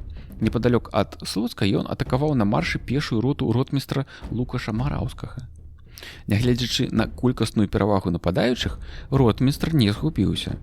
Ён арганізаваў абарону, паставіўшы павозкі ў круг і стварыўшы тым самым умацаваны лагер. Рота Мараўскага не толькі ўмела адбіла ўсе напады крымскай конніцы, але і прымусіла яе да ўцёкаў. Разгром крымчакоў быў завершаны конніцай, прысланы на дапамогу слуцкай княгіні Анастасіі. Другі татарскі загон быў разбіты Канстанцінам Астрожскім каля гэтага ж горада. У 1510 годзе каля 15 000 войска крымскага ханства на чале з царэвічам Біце уварвалася ў цэнтральныя раёны ВКЛ. Кіраўніцтва дзяржавы не паспела стварыць арганізаванага супраціўлення. Крымчакі беспакаранна рабавалі і пустошылі землі вялікага княства, даходзячы аж за Вільню і бесперашкодна вярнуліся ў Крым. У тым самым годзе царэвіч Біці здзейсніў напад на Валахію і, вяртаючыся назад, патануў пры пераправе праз рэку Днестр. З яго гібеллю ў Крыме не стала аднаго з актыўнейшых ініцыятараў і кіраўнікоў глыбокіх рэйдаў у ВКЛ. У сувязі з гэтым татарскія набегі амаль перасталі дасягаць беларускіх зямель. Нягледзячы на пастаянныя крымскія напады, Вільня настойліва вяла перамовы з Крымам. Яны ішлі з пераменным поспехам. Дзякуючы шматгадовай дыпламатычнай працы, у 1512 годзе нарэшце быў заключаны саюз ВКЛ і крымскага ханства. На гэта паўплывала буйная перамога вялікага княства над крымчакамі ў красавіку 1512 года на рацэ Лапушна пад Вішняўцом на Валыні. Гэты саюз пераманіў у маскоўскай дзяржавы патэнцыйна агрэсіўнага саюзніка, што дало адносны спакой паўднёвым землям ВКЛ. Саюз быў заключаны на ўмовах выплаты крымскаму ханству упамінак у памеры 15 000 залатых. Ён не быў трывалым і не спыніў напады Крыма. Татарскія наезды працягваліся, але ў асноўным былі скіраваны на ўкраінскія землі. 25 кастрычніка 1520 года дыпламаты Жагімонта Старога удалося заключыць новае пагадненне з крымскім ханствам аб саюзе. У выніку ў 1521 годзе пры падтрымцы ВКЛ ажыццяўляўся паход крымскіх татар на маскоўскую дзяржаву. Нягледзячы на гэта, у тым жа годзе 5000-ны атрад крымчакоў дайшоў да Слуцка, Пінска. Былі спалены Мазыр і Тураў. У снежні 1526-студзені 27 гадоў татарскае войска пры падтрымцы туркаў зноў напала на землі ВКЛ. Асноўны удар прыйшоўся на ўкраінскія землі. На Беларусі крымчакі пустошылі наваколле Пінска, Турава і Слуцка. Частка іх сіл была разбіта Канстанцінам Астрожскім каля Слуцка. Асноўная ж частка крымскага загона была разгромлена пад Альшаніцай, за 40 міль ад Кіева 27 студзеня 1527 года войскамі ВКЛ пад кіраўніцтвам Канстанціна Астрожскага, Юрыя Слуцкага і Астафея Дашкевіча. Апошні набег крымскіх татар, які дасягаў тэрыторыі Беларусі, у асноўным ён быў скіраваны на Кіеўшчыну. Дык вось, апошні набег адбыўся ў 1530 годзе. Ён ажыццяўляўся нязначнымі сіламі і без цяжкасцей быў адбіты. У перыяд з 1497 па 1530 год тэрыторыя Беларусі спазнала 15 буйных і дробных набегаў крымскіх татар. Комплекс «Мір» ВКЛ па забеспячэнні бяспекі паўднёвых межаў. Для эфектыўнага супрацьдзеяння набегам крымскіх татар кіраўніцтва ВКЛ мусіла вырашыць шэраг задач. Першачарговай з'яўлялася цэнтралізаваная арганізацыя ваеннага адпору. Па-другое, неабходна было павысіць абараназдольнасць зямель, якія ляжалі на шляху татарскіх наездаў. Па-трэцяе, важная роля адводзілася дыпламатычнай працы па нейтралізацыі агрэсіўнай палітыкі крымскага ханства супраць ВКЛ і Польшы. Частая арганізацыя адпору татарскім загонам была справай амаль што немагчымай, бо ВКЛ вымушана было весці ваенныя дзеянні адначасова і супраць маскоўскай дзяржавы, Валахіі і Турцыі. Апошнія выступалі як прыярытэтныя праціўнікі, паколькі ставілі сваёй мэтай не рабаванне зямель, а мэтанакіраваны захоп тэрыторыі. Калі ж войска ВКЛ усё ж такі удавалася сабраць, яно мужна змагалася з татарскімі загонамі, выкарыстоўваючы як свае перавагі, так і пралікі крымчакоў. Недахопам татарскага войска было тое, што яно хутка траціла сваю баяздольнасць пры доўгім і ўпартым супраціўленні праціўніка, тым больш пры сваім паражэнні. Баяздольнасць татарскага войска зніжалася таксама на заключных этапах паходаў, калі войска абцяжарвалася нарабаваным дабром і палонам. У выніку яно траціла сваю мабільнасць, а набліжаючыся на зваротным шляху да Крыма і пільнасць. З улікам гэтага была выпрацавана новая тактыка барацьбы з татарскімі загонамі. Пасля іх уварвання на тэрыторыю ВКЛ збіраліся неабходныя войскі для адпору. Але яны не сразу нападалі на татарскую конніцу, якая яшчэ не страціла наступальнага парыву. Калі ж татарскія загоны ўжо вярталіся дадому, войскі ВКЛ нечакана нападалі на іх і дабіваліся поўнай перамогі. Такая тактыка была выкарыстана і пад Вішняўцом, і пад Альшаніцай. У цэлым, са згаданых 75 паходаў крымскіх татар на ВКЛ і Польшу, 35 былі няўдалымі. З іх 24 разбілі войны ВКЛ, 8 войскі каралеўства польскага і 3 сумесна. Акрамя таго, у адказ на татарскія напады ВКЛ таксама рабіла вылазкі на падкантрольную крымчакам тэрыторыю і руйнавала іх гаспадарку. Асноўная роля ў гэтым, як і ў першасным адпоры татарскім загонам, належала парубежным землям, іх ваяводам і дзяржаўцам. Кіеўскаму ваяводзе, канеўскаму і чаркаскаму дзяржаўцу, валынскім ураднікам і іншым. У сувязі з гэтым актыўна прыцягваліся для барацьбы супраць татар ваеннаслужылыя насельніцтва Мазыршчыны, Брагіншчыны, бо гэтыя землі былі часткай кіеўскай зямлі. Апісанне Мазырскага замка 1552 года зафіксавала даўні звычай баяр шляхты, якая мела маёнткі на Мазыршчыне ці дамы ў Мазыры, пры неабходнасці несці ваенную службу пры кіеўскім ваяводзе. Асабліва праславіліся ў барацьбе з татарамі кіеўскі ваявода Андрэй Неміровіч і канеўскі і чаркаскі дзяржаўца Астафей Дашкевіч. Значнай была роля ў барацьбе з крымчакамі і слуцкіх князёў Апелькавічаў. У гэты ж час фарміруецца спецыяльная сіла па супрацьдзеянні татарам – казакі. Для павышэння абарончага патэнцыялу тэрыторыі ВКЛ будаваліся, аднаўляліся і рамантаваліся замкі, удасканальвалася арганізацыя старожа. Адзначаныя мерапрыемствы мелі мэтай прадухілення і папярэджвання татарскіх набегаў, зніжэнне іх эфектыўнасці, высвятленне найбольш верагодных часу і кірунку нападу. Асноўны цяжар у гэтым плане лажыўся на украінскія замкі і гарады. Асабліва руплівая праца па ўмацаванні абараназдольнасці паўднёвых межаў ВКЛ была разгорнута пры Жыгімонце Старым. Але і на Беларусі многія замкі паказалі сябе надзейнымі пунктамі абароны татар. Слуцк, Берасце, Наваградак, Менск і іншыя.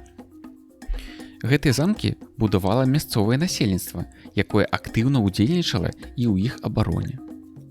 Акрамя гэтага, насельніцтва паўднёва-ўсходняй Беларусі прыцягвалася да пабудовы замка ў Кіеве і да забеспячэння яго правіянтам.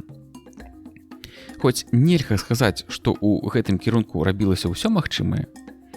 Напрыклад, Лоеўскі замак, неабходны для кантролю за брадамі праз Днепр, быў пабудаваны толькі ў другой палове 16 стагоддзя пры любецкім старосці кіеўскім кашталяне Паўлу Сапеху і за яго ўласныя сродкі.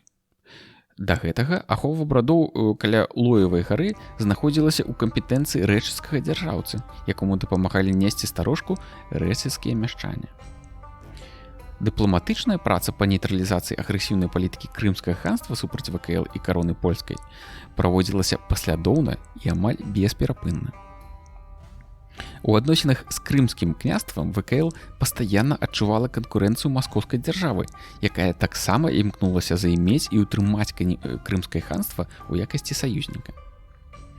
Маскоўскія дыпламаты усяляк задобрывалі сваіх прыхільнікаў у Крыме, дарылі разнастайныя падарункі, абяцалі дапамогу ў барацьбе крымскага ханства супраць астраханскіх і нагайскіх орд. Дыпламаты ВКЛ таксама выкарыстоўвала разнастайныя сродкі. Асабістыя падарункі палітычнай эліце крымскага ханства, абяцанне дапамогі супраць агульных ворагаў і гэтак далей. У якасці аргумента дыпламатыя ВКЛ выкарыстоўвала знаходжанне ў палоне ў ВКЛ апошняга хана Вялікай Арды Шых Ахмета. Крымскі хан не беспадстаўна бачыў у палонным хане магчымага саперніка і прэтэндэнта на сваю пасаду. У сувязі з гэтым ён быў больш падатлівым адносна запатрабаванняў дыпламатыі ВКЛ. Літоўскія дыпламаты імкнуліся запэўніць крымскіх ханаў у небяспецы ўзвышэння Масквы. У выніку шматгадовай працы, як ужо адзначалася дыпламаты ВКЛ, у 1506-7 гадах удалося разарваць саюз крымскага ханства і маскоўскай дзяржавы, а ў 1512 годзе заключыць ваенна-палітычны саюз з Крымам. Аналагічны саюз быў заключаны ў 1520 годзе. У пачатку 30-х гадоў 16 стагоддзя ВКЛ удалося займець у якасці свайго прыхільніка аднаго з прэтэндэнтаў на ханскі прастол – Іслам Гірэя, які пасля міжусобнай барацьбы ў маі 1532 года на кароткі час нават стаў крымскім ханам. Прычым Гірэй знаходзіўся ў пэўнай залежнасці ад Вялікага княства. У гэтай сувязі Жыгімон Стары звяртаўся да хана Іслама як да брата і сына, а не як да брата, як тое мела месца ў дачыненні да іншых ханаў, і азначала, згодна з дыпламатычным пратаколам, роўнасць бакоў. А калі Іслам не знаходзіўся на ханскім прастоле, кароль польскі і вялікі князь літоўскі звяртаўся да яго толькі як да сына, гэта значыць, як да залежнай асобы. Дзеля бяспекі паўднёвых межаў дыпламаты дзейнічалі не толькі ў Крыме, але і ў Турцыі, сюзерэне Крыма. У 1532 і 1540 годах былі заключаны дамовы з Турцыяй і Крымам аб сяброўскіх адносінах. Не апошнюю ролю ва ўзаемаадносінах Вільні і Крыма мела пытанне выплаты крымскаму ханству упамінак. Напрыклад, пасля смерці Менглі Гірэя і заняцця ханскага прастола яго сынам Махметам, апошні схіліўся да саюзу з ВКЛ, дзякуючы своечасовай пасылцы упамінак каралём польскім і вялікім князем літоўскім Жыгімонтам Старым. Калі польскія і вялікія князі літоўскія згаджаліся рабіць такія выплаты штогод, цытата, не з павіннасці, але для прыязні. Па дамове 1512 года устанавліваўся дакладны памер упамінак у 15 000 залатых. Палавіну выдавала ВКЛ, а палавіну Польшча. Для гэтых выплат збіраўся спецыяльны падатак – ардыншчына. Напрыклад, у 1530 годзе ардыншчына складала 961 капу грошаў, а скарбовыя расходы на крымскія справы ў гэты час – 764 капы і 23 грошы. Усяго за перыяд праўлення Жыгімонта Старога і Жыгімонта Августа выплата упамінак склала вялізную суму ў памеры 400 000 злотых. Пры гэтым выплата упамінак не гарантавала надзейнай бяспекі ад крымчакоў, бо іх атрады часам нападалі на тэрыторыю ВКЛ без згоды крымскага хана. Тым не менш, упамінкі змяншалі верагоднасць такіх нападаў. У цэлым можна канстатаваць, што комплекс мер з боку ВКЛ, накіраваных на падтрыманне бяспекі паўднёвых межаў, прыносіў вынікі. З 20-х гадоў 16 стагоддзя набегі крымскага ханства становяцца больш рэдкімі і не такімі спусташальнымі і глыбокімі, як раней. З 30-х гадоў набегі крымскіх татар не дасягалі тэрыторыі Беларусі. Крымчакі ўжо асцерагаліся нападаць малымі сіламі. Трэба, аднак, прызнаць, хоць пагроза крымскіх нападаў зменшылася, але іх патэнцыяльная небяспека захоўвалася.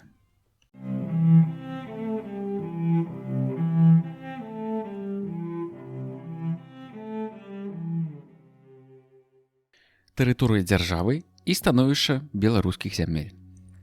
У тэрытарыяльным плане дзяржава ўяўляла сабе кангламерат самых розных зямель і ўладанняў: гаспадарскіх вотчын, удзельных княстваў, зямель вобласцяў і напаўсамастойных княжанняў.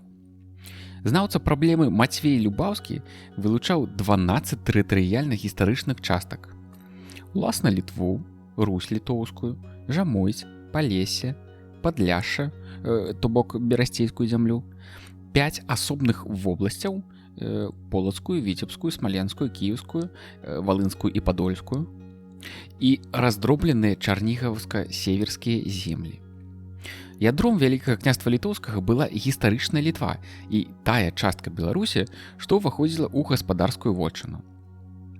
Вотчыну ўтваралі даўнія родавыя ўладанні вялікіх князяў літоўскіх разам з далучанымі да іх пазней рознымі шляхамі беларускімі гарадамі і воласцямі: Наваградкам, Горадняй, Берасцем, Браславам, Слонімам, Менскам, Бабруйскам, Мазыром, Магілёвам, Рагачовым, Гомелем, Пінскам, Клецкам. Фарміраванне тэрыторыі дзяржавы завяршылася толькі ў 1520-х гадах. Ад часоў Альгерды і Кейстуты яе ядро захавала след падзелу на дзве паловы, якія ў 1413 годзе былі пераўтвораны ў Віленскае і Троцкае ваяводства. Па колькасці насельніцтва гэтыя землі значна пераўзыходзілі іншыя абшары дзяржавы. Тут канцэнтравалася большасць уладанняў самога гаспадара, а таксама маёнткаў паноў і князёў. Менавіта на гэтую тэрыторыю распаўсюджваўся і акт гарадзельскай уніі, які стаў тут галоўным земскім прывілеем. Толькі абшарамі вялікага княства літоўскага ў вузкім сэнсе, як сваёй вотчынай, манарх валодаў непасрэдна. Гэта значыць, быў адзіным суверэнам усёй улады ў яго межах. Землі тут падзяляліся на гаспадарскія двары і воласці. Двор – гэта не толькі цэнтр кіравання, але і акруга, што да яго належала. Галоўныя адміністрацыйныя пасады вялікі князь раздаваў дзяржаўцам з буйной зямельнай арыстакратыі, пераважна з старадаўніх літоўскіх родаў. Іх уладанні, як і гаспадарскія двары, былі раскіданы па ўсёй дзяржаве. Паны і князі атрымлівалі ад гаспадара розныя формы імунітэту: падаткавыя ільготы, што ўмацоўвалі іх матэрыяльнае становішча, права на збор мыта, на вытворчасць алкаголю, правядзенне кірмашоў, будаўніцтва замкаў і гэтак далей. На земскую службу яны выязджалі з уласным почтам, засядалі ў цэнтральных органах улады, судзіліся толькі ў гаспадара. Такіх родаў было крыху больш за паўсотні. Значна большую групу складалі сярэднія і дробныя землеўладальнікі, баяры і зямяне, абавязаныя за атрыманае ў карыстанне зямлю ваеннай службай вялікаму князю. Параўнальна з іншымі складовымі часткамі дзяржавы найбольш трывала падпарадкоўваліся цэнтру тэрыторыі вотчынных уладанняў гаспадара. Прынцып кіравання вотчынай адмаўляе традыцыйны для старабеларускіх зямель формы ўнутранай аўтаноміі. Толькі ўсходнія воласці, далучаныя да ядра вялікага княства пазней і слаба заселеныя, захавалі некаторыя рудыменты даўняга самакіравання. Цэнтрамі такіх адміністрацыйна-тэрытарыяльных адзінак былі старажытныя гарады: Гомель, Мазыр, Рагачоў, Бабруйск, Магілёў і іншыя. Яны самастойна размяркоўвалі павіннасці і падаткі, мелі свой абшчынны суд, які разглядаў справы, звязаныя галоўным чынам з гаспадаркай. У беларускім Падняпров'і валашчане імкнуліся атрымаць шырэйшую самастойнасць. У прыватнасці пазбавіцца прадстаўніка цэнтральнай улады і аднавіць старыя формы самакіравання. Прыкладам, у Магілёўскай і Свіслаўскай валасцях кіраўніцтва ажыццяўлялася не намеснікамі гаспадара, а мясцовымі старцамі. У 15 стагоддзі на тэрыторыі Беларусі існавала яшчэ каля 10 удзельных княстваў, якімі кіравалі князі-васалы ці намеснікі гаспадара. Гэта Мсціслаўская, Слуцкая, Заслаўская і Клецкая у Віленскім ваяводстве і Кобрынскае, Гарадзецкае, Пінскае, Тураўскае ды Свіслацкае ў Троцкім. Валодалі імі, як правіла, Гедымінавічы. Прадстаўнікі ж дынастыі Рурыкавічаў заставаліся даўжэй толькі ў Друцку і Лукамлі. Увогуле, і літоўскія князі, асеўшы ў аўтаномных удзелах на абшарах Беларусі, паступова страцілі дынастычныя сувязі. Ды ў 15 стагоддзі сваім становішчам мала чым адрозніліся ад Рурыкавічаў. Мсціслаўскае княства спачатку было дзедзічным уладаннем Лугвенавічаў, нашчадку Альгерда. А потым, з канца 15 стагоддзя, ім валодалі князі Жаслаўскія, нашчадкі Івана Яўнута Гедымінавіча. Пакуль у 1529 годзе яно не ўвайшло ў дамен Жыгімонта I Старога. Слуцк быў рэзідэнцыяй князя Александра, ці Апелькі, сына Уладзіміра Альгердавіча, які атрымаў замест страчанага Кіева гарады Слуцк і Капыль з іх дварамі. Як уладанне Апелькавічаў, слуцкае княства існавала да 17 стагоддзя, пакуль не вымер род, і ў 1612 годзе яно перайшло да Радзівілаў. Пінскім княствам, якое належала нашчадкам Нарымонта Гедымінавіча, з 1470 года валодалі таксама Апелькавічы, а ў 1501 годзе, пасля смерці княжны Марыі Сапелькавічаў, у спадчыннае валоданне Пінска атрымаў нашадак уцекача ад маскоўскага самаўладдзя Хведар Іванович Яраславіч, які унаследаваў пасля бацькі таксама Клецк і Давыдгарадок. Не маючы сыноў, ён адпісаў свае ўладанні Жыгімонту Старому, які ў 1519 годзе перадаў іх каралеве Боне. Бона Сфорца атрымала і Кобрынскае княства. У Тураве да 1440 года сядзелі мясцовыя Рурыкавічы. Потым горадам кіравалі намеснікі вялікага князя. У 1505 годзе Тураў атрымаў князь Міхаіл Львовіч Глінскі, а ў 1508 годзе, пасля яго бунту і ўцёку ў Маскву, старажытны горад на Прыпяці дастаўся князю Канстанціну Івановичу Астрожскаму. На ўсходніх межах дзяржавы амаль суцэльную зону ўтваралі княствы вярхоўскія, гэта значыць тыя, што знаходзіліся ў вярхоўях Акі, а таксама Новгород-Северскае, Старадубскае і Бельскае княствы. Сядзелі ў іх пераважна залежны ад літоўскага князя Рурыкавічы. У гэтых памежных землях Казімір Ягайлавіч даваў кармленні і вотчыны перабежчыкам з Масквы. Так, Бранск, Старадуб і Гомель у 1446 годзе гаспадар аддаў князю Васілю Яраславівічу Бароўскаму, а пасля яго ўцёкаў Івану Андрэевічу Мажайскаму. Новгород-Северскі і Рыльск атрымаў Васіль Іванович Шамячыч. Аднак у канцы 15 стагоддзя, калі абвастрыліся адносіны з Іванам III, які дэманстраваў большую актыўнасць і сілу, а Казімір Ягайлавіч знаходзіўся пераважна ў кароне і быў заклапочаны нарастаннем небяспекі з боку Турцыі, яго праваслаўныя васалы з усходніх ускраін разам з вотчынамі пачалі зноў пераходзіць да Масквы. Паводле прававога становішча удзельныя княствы з'яўляліся своеасаблівымі дзяржавамі ў дзяржаве. Прынцып кіравання імі адрозніваўся шырокім аўтанамізмам, паколькі рэальная ўлада ў такіх удзелах належала не гаспадару, а мясцоваму васалу. Падпарадкаванне удзельнага князя гаспадару афармлялася двухбаковай дамовай. Першы мусіў выявіць пакору, адмовіцца ад знешнепалітычнай самастойнасці і абавязацца манарху вайсковай службай. Астатняга падпарадкавання цэнтру не тычылася. Удзельны князь, як вотчыннік, валодаў сваім удзелам і мог кіраваць ім. Паводле аднаго з гаспадарскіх актаў, цытата, «прыбаўляючы і пашыраючы, як тое сам найлепей разумеючы». Ён вяршыў суд, збіраў падаткі з насельніцтва, мог раздаваць зямлю баярам на ўмовах вайсковай службы, нават дзяліць сваё ўладанне, толькі каб не ў шкоду службе гаспадарскай. Унутранае адміністрацыйнае кіраванне ўдзелам ажыццяўлялася мясцовым баярствам, якое складала раду князя. Наогул, удзельны гаспадар у мініяцюры узнаўляў даўнія парадкі вялікіх княжанняў. Меў княскі двор і мноства ўрадаў – лоўчага, канюшага, ключніка, акольнічага, сакольнічага і гэтак далей. Пры ліквідацыі такога ўдзелу функцыі мясцовага князя пачынаў выконваць прызначаны гаспадаром намеснік ці ваявода, як называлі некаторых намеснікаў. Яму падпарадкоўвалася мясцовая адміністрацыя, што складалася з цівуна, які прыглядаў за гаспадаркай і збіраў падаткі, ключніка, гараднічага і іншых. Гэтым дасягалася большая падпарадкаванасць былога ўдзела дзяржаўнаму цэнтру, аднак некаторая яго адасобленасць захоўвалася і надалей. Асаблівы статус у Вялікім княстве літоўскім мелі так званыя землі прыслухаючыя. Вобласці або анексы, якія захавалі сваю цэласнасць і адасобленасць. У Беларусі такой аўтаноміяй карысталіся землі полацкая, віцебская і смаленская.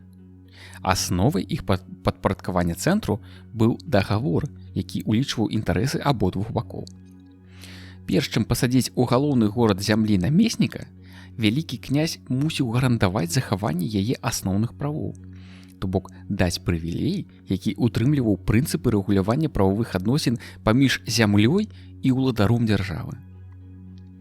Першыя ўставныя граматы землям выдаў Вітаўт.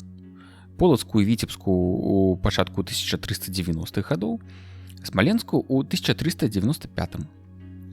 Ад яго ж атрымалі такія граматы земля Кіеўская, Валынь, Жамойць і іншыя воласці. Вялікія князі Казімір Ягайлавіч да яго сыны Александр і Жыгімонт потым неаднаразова пацвярджалі вітаўтавы прывілеі. Устаўная грамата санкцыянавала аўтаномнасць зямлі анекса з аднаго боку і легітымізавала вярхоўную ўладу вялікага князя з другога. Жыхарам абяцалася, што з прызнаннем вярхоўнай улады вялікага князя іхняе правовае становішча не пагоршыцца. Прызнаючы пэўныя правы зямлі, гаспадар абавязваўся трымацца іх вечна і непарушна. У граматах яны звычайна называліся правам дабравольным хрысціянскім або вольнасцямі, чым падкрэсліваўся добраахвотны характар далучэння зямлі да Вялікага княства літоўскага. Манарх абяцаў берагчы цэласнасць тэрыторыі ўсёй вобласці, асабістую бяспеку яе жыхарам, сваім падданым, гарантаваў захаванне іх маёмасці, права свабоднага пераезду ў суседнія землі ці за мяжу і гэтак далей. Варта заўважыць, што калі прывілеі землям валынскай, кіеўскай і падляшскай мелі станавы характар, дык устаўныя граматы полацкай, віцебскай і смаленскай землям даваліся не якой-небудзь адной сацыяльнай групе, а ўсяму насельніцтву вобласці. Так, у полацкім прывілеі гаворыцца, што яго атрымліваюць не толькі князі, паны і баяры, але і мяшчане, і ўвесь горад, і ўся зямля полацкая. А ў віцебскім гаворылася мяшчане места віцебскага і ўся зямля віцебская. Прызнаючы ўладу вялікага князя літоўскага, зямля вобласць страчвала палітычную незалежнасць, але захоўвала судова-адміністрацыйную і фінансавую самастойнасць. Палачане, прыкладам, па-ранейшаму самастойна усталёўвалі зносіны з Рыгай, самі вырашалі пытанні знешняга гандлю. Земскія адміністрацыйныя пасады ў вобласці займалі мясцовыя князі і баяры. У кіраванне апошнім аддаваліся воласці, якія баяры трымалі пагоду. Перад цэнтральнай уладай мясцовыя землеўладальнікі былі абавязаны толькі земскай службай, а простыя жыхары вобласці мусілі ўдзельнічаць у пабудове замкаў, адбываць стацыйныя і дарожныя павіннасці. Усе фінансавыя пытанні ўваходзілі ў кампетэнцыю гарадской абшчыны, а фактычна баярства і заможных мяшчан. Права вечавых гарадоў садзіць сабе князя ў новай сітуацыі жыхары полацка і віцебска захавалі і ў адносінах да гаспадарскага намесніка, а пазней і да ваяводы. Згодна з абласнымі прывілеямі, вялікі князь мог прызначыць ім намеснікаў толькі са згоды жыхароў зямлі, іх агульнага сходу. Цытата: «А каторы будзе ваявода наш імпнялюбы, тады нам ім ваяводу іншага даці, па іх волі». Так адзначалася ў устаўной грамаце полацку ў 1503 годзе. І ў віцебску, і ў полацку прадстаўнік вярхоўнай улады, займаючы гэту пасаду, мусіў на крыжы прысягаць абшчыне і абяцаць жыхарам, што не будзе парушаць іх права. Калі ж ён чыніў крыўды, гарадской сход скардзіўся гаспадару, і той абараняў інтарэсы зямлі. Паскардзіліся віцебскія баяры і мяшчане на цяжкасці і крыўды, якія яны цярпелі ад ваяводы Івана Сапегі, і Жыгімон стары прыслаў ім нового ваяводу. Так насельніцтва вобласці брала рэальны ўдзел у кіраванні сваёй зямлёй. Уваходзячы ў вялікае княства літоўскае, віцебскае і полацкія землі выпрацоўвалі сваё аўтаномнае ўнутранае заканадаўства, а нормы іх мясцовага звычаёвага права ўключаліся ў абласныя прывілеі. Узбагачаныя імі, устаўныя граматы полацку і віцебску утрымлівалі некаторыя прынцыпы больш шырокай аўтаноміі, чым прывілеі іншым вобласцям. Напрыклад, права на суд толькі ў межах сваёй зямлі, на няўдзел у гарнізоннай службе ў іншых гарадах, а таксама згадана вышэй права на абранне ваяводы. Праўда, на практыцы ў першай палове 16 стагоддзя не ўсе з гэтых прынцыпаў і не заўжды вытрымліваліся, паколькі цэнтральныя ўлады імкнуліся набліжаць палітычны лад ваяводства да агульнадзяржаўных стандартаў. Асаблівае становішча зямель анексаў паказвае, што фармальна ў дзяржаўна-правовым сэнсе розныя землі ВКЛ аб'ядноўвала толькі прызнанне вярхоўнай улады аднаго гаспадара. Пры адсутнасці агульнага заканадаўства аўтаномныя вобласці жылі сваім правам і сваімі інтарэсамі. Невыпадкова ў крытычныя моманты дзяржава магла распадацца на палітычна самастойныя часткі, як гэта ўжо здаралася ў 1432 і 1440 годах. Аднак потым яны зноў лёгка аб'ядноўваліся, і нават цяжкія войны з аднаверным маскоўскім уладаром не адкалолі землі ўсходняй і паўночнай Беларусі ад ядра дзяржавы, што даказала яе жыццяздольнасць. Што ж магло нейтралізаваць цэнтрабежныя імпульсы і злучыць этнічна і рэлігійна розныя землі ў адзін дзяржаўны арганізм? Такім аб'яднаўчым пачаткам сталі з аднаго боку супольнасць палітычных і эканамічных інтарэсаў прадстаўнікоў розных зямель, а з другога цярпімасць цэнтральнага кіравання да яе мясцовых парадкаў, якая забяспечвала зваротную лаяльнасць падданых. Для князёў і паноў беларускіх зямель палітычны лад вялікага княства літоўскага быў бліжэйшы і прывабнейшы, чым парадкі маскоўскага княства. У дзяржаве вялікага князя літоўскага праваслаўная эліта аўтаномных зямель анексаў імкнулася атрымаць такія ж правы, як і паны каталіцкага веравызнання. Поспеху інтэграцыйнай палітыкі Яхайлавічаў не магло не спрыяць яе універсальнае правіла «старыны не рушым, да віны не ўводзім». Старына – гэта мясцовыя сацыяльныя, прававыя і фінансавыя нормы, выпрацаваныя ў землях да іх уваходжання ў ВКЛ. Гэта старыя звычаі і традыцыі, цытата, «абычай звечны, старадаўны і есть іх старіна», азначалася ў адной з грамат Жыгімонта II Аўгуста. Да з'яўлення статутаў абавязак захоўваць старыну быў няпісаным законам, што аберагаў грамадскае жыццё і прававы лад земляў княжанняў ад умяшання ў дзяржаўнай адміністрацыі. Такое шанаванне старыны дазволіла, напрыклад, падняпроўскім ды падзвінскім землям і воласцям стагоддзямі захоўваць сваю самабытнасць і адасобленасць. Старажытныя гарады з іх вечавай традыцыяй заставаліся там цэнтрамі даўніх воласцяў, а грамадскія сувязі і земскія карпорацыі характарызаваліся незвычайнай трываласцю. Варта ўвагі тое, што і мясцовае насельніцтва, і вялікія князі часта апелявалі да парадкаў, заведзеных яшчэ Вітаўтам. «Нехай то будет по тому, как здавна бывало за великого князя Вітаўта», паўтаралася часта ў гаспадарскіх граматах. Гаспадар не рэгуляваў і не санкцыянаваў усё ўнутранае жыццё грамадства, а толькі сцвярджаў сваю вярхоўную ўладу над старыной, мясцовым сацыяльным арганізмам, земствам. Цэнтральнае кіраванне ў такіх землях саступала па значэнні лакальнаму. Вялікі князь трымаў у сваіх руках толькі самыя важныя ўрадавыя функцыі, астатняе пакідаў мясцовым структурам. Мясцовая эліта дзяліла з вялікім князем рэальную ўладу, удзельнічала ў кіраванні сваёй зямлёй, так што падзел на вобласці ў вялікім княстве меў не толькі адміністрацыйнае, але і палітычнае значэнне. Такім чынам, у тэрытарыяльна-палітычным плане на першую палову 16 стагоддзя ВКЛ заставалася дзяржавай нецэнтралізаванай і неуніфікаванай. І хоць асноўнай тэндэнцыяй тагачаснай Еўропы стала палітычнае аб'яднанне і адміністрацыйна-прававая уніфікацыя, няма падстаў залічваць яго да асабліва унікальных і нежыццяздольных дзяржаўных утварэнняў, як гэта часам сцвярджалася ў расійскай гістарыяграфіі. Іспанія 16 стагоддзя таксама уяўляла з сабе кангламерат дзяржавак, злучаных адно супольным уладаром. Гэта дзяржаўкі гэта Кастылія, Арагон, Валенцыя, Леон і іншыя. У Італіі палітычная раздробленасць на той час толькі паглыбілася.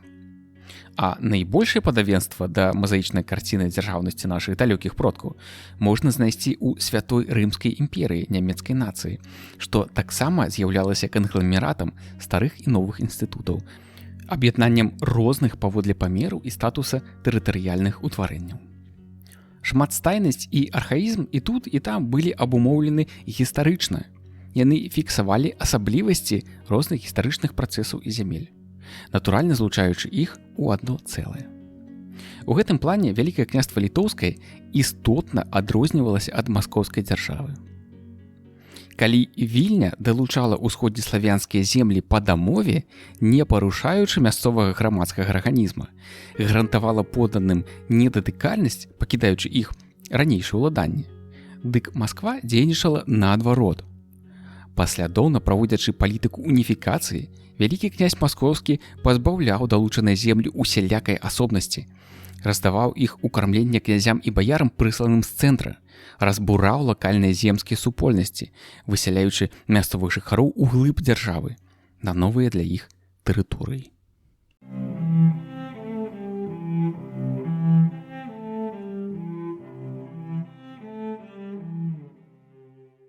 Дзяржаўны лад ВКЛ.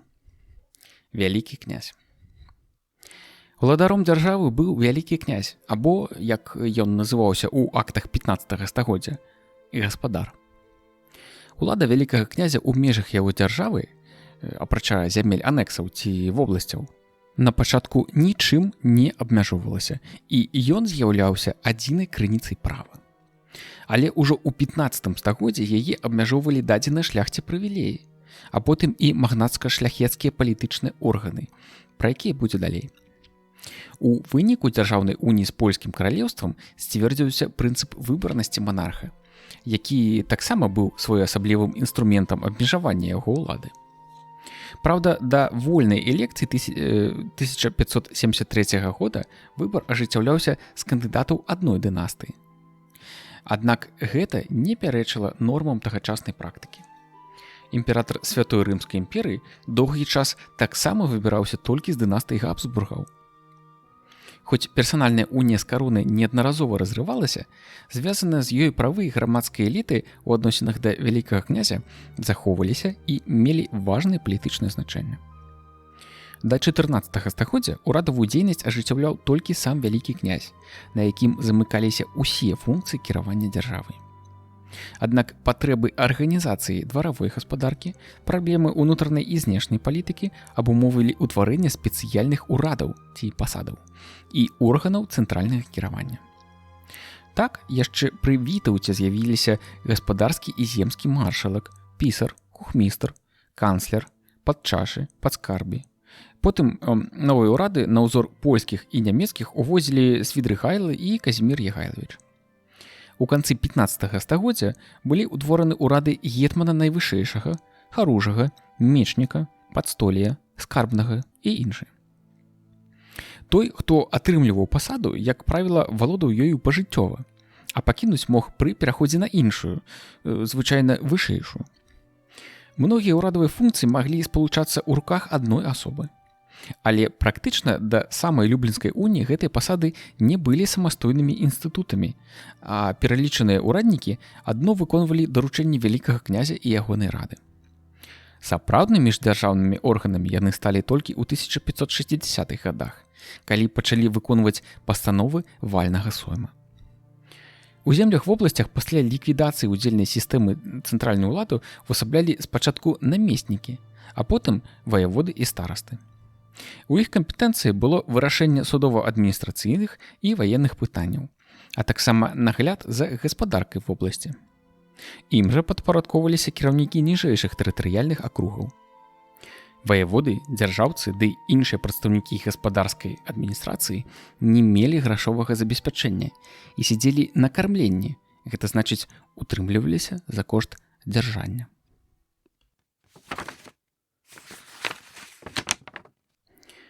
Паны рада.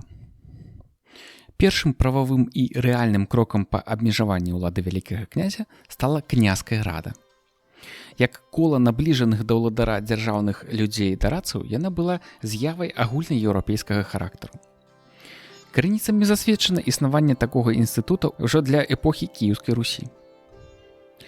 З летапісаў вядома, што полацкі князь Таўцвіл, напрыклад, у 1263 годзе раіўся са сваімі полацкімі баярамі. У другой палове 13 стагоддзя ў Полацку функцыянавала рада баяраў з 30 чалавек. Інстытут дараднікаў мелі пры сабе і першыя літоўскія князі. Пры іх рада выконвала і палітычную ролю. Міндоўг, а таксама Гедымін, важныя палітычныя пытанні абмяркоўвалі ў коле асоб з бліжэйшай арыстакратыяй. Вітаўт змяніў склад дараднікаў і акружыў сябе новымі людзьмі, баярамі, супрацьпаставіўшы іх удзельным князям. Пры ім гэтую групу ўтваралі тыя баяры, якія дапамагалі Вітаўту здабываць уладу і атрымалі за гэта зямельнае ўладанне. Часам у нарадах удзельнічалі і праваслаўныя князі. Прынамсі, пытанні аб выдзяленні ўласнай метраполіі Вітаўт вырашаў, параіўшыся з нашаю брацію, з князьмі рускімі нашых рускіх земель. З рады Вітаўт абмяркоўваў і свой намер каранавацца. Да сярэдзіны 15 стагоддзя склад рады дакладна не вызначаўся, як і яе кампетэнцыі. Становішча змянілася, калі буйная зямельная арыстакратыя, выкарыстоўваючы ўласную грамадска-палітычную вагу, пачала дамагацца ад манарха юрыдычнага замацавання свайго дамінавальнага становішча. Ужо акты гарадзельскай уніі далі ёй шырокія палітычныя правы і паставілі вялікага князя ў залежнасць ад паноў і баяраў. Наступным крокам стала прызнанне акрэсленай дзяржаўнай ролі княжат і панят прывілеем 1447 года, у якім Казімір Ягайлавіч пацвердзіў права апошніх выбіраць новага монарха пасля яго смерці. Вядомы судебнік 1468 года ён уклаў з князьмі і з панырадаю нашую вялікага княства літоўскага. У тыя дзесяцігоддзі з прычыны частых ад'ездаў вялікага князя ў Польшу рада пачала выконваць функцыі вярхоўнай улады. Яна ажыццяўляла дыпламатычныя зносіны, кіравала ўзброенымі сіламі, разбірала канфлікты, раздавала землі служаным людзям і гэтак далей. Тады ж больш выразна акрэсліўся і склад рады. У другой палове 15 стагоддзя ў яе ўваходзілі вышэйшыя духоўныя і свецкія вяльможы, вялікакняскія намеснікі, а таксама удзельныя князі, якім гарантавалася месца іх паходжаннем і асабістым правам. Аднак з цэнтралізацыяй дзяржавы роля князёў паніжалася. Так што ў 16 стагоддзі паны, дзякуючы атрыманым прывілеям, дасягнулі больш высокага становішча.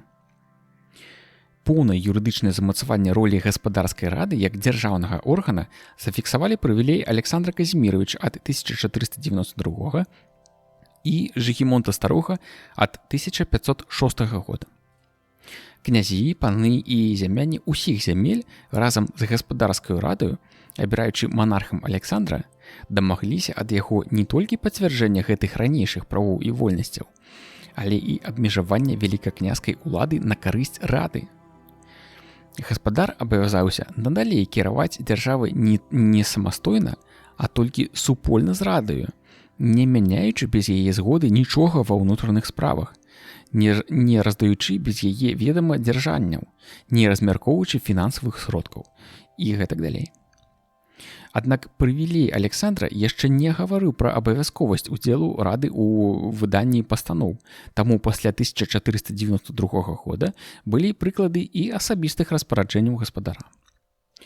Права на гэта яго канчаткова пазбавіў толькі прывілей 1506 года, згодна з якім усе дзяржаўныя пастановы маглі выдавацца вялікім князем толькі пасля іх абавязковага абмеркавання з гаспадарскай радаю. У актавых дакументах новы орган улады звычайна называўся паны рада, ці проста паны. З канца 15 да сярэдзіны 16 стагоддзя канчаткова сцвердзіўся яго склад. У раду пастаянна ўваходзілі каталіцкія біскупы віленскі, луцкі, жамойцкі і кіеўскі. Таксама ваяводы ці старосты віленскі, троцкі, жамойскі, кіеўскі, полацкі, смаленскі, наваградскі, вісебскі, падляшскі, луцкі і валынскі маршалак. Наступнымі былі кашталяны. Яны займалі месцы ў той жа паслядоўнасці, што і ваяводы. А таксама цэнтральныя земскі і дворныя ўраднікі, канцлер і падканцлер, гетман, маршалак земскі і дворны, падскарбі. З агульнага складу гэтага органа вылучалася так званая пярэдняя або старшая рада, вузейшае кола, якое праводзіла закрытыя паседжанні і абмяркоўвала найбольш важныя дзяржаўныя пытанні. У яго ўваходзіла 5 асобаў, якія сядзелі на першай лавіцы. Біскуп, ваявода і кашталян віленскія, ды ваявода і кашталян троцкія.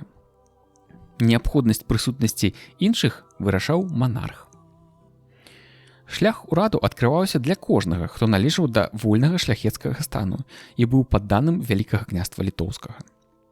Рэальна ж у ёй пастаянна засядалі прадстаўнікі найвышэйшай эліты, князі і паны, якія займалі звычайна не адзін, а некалькі ўрадаў.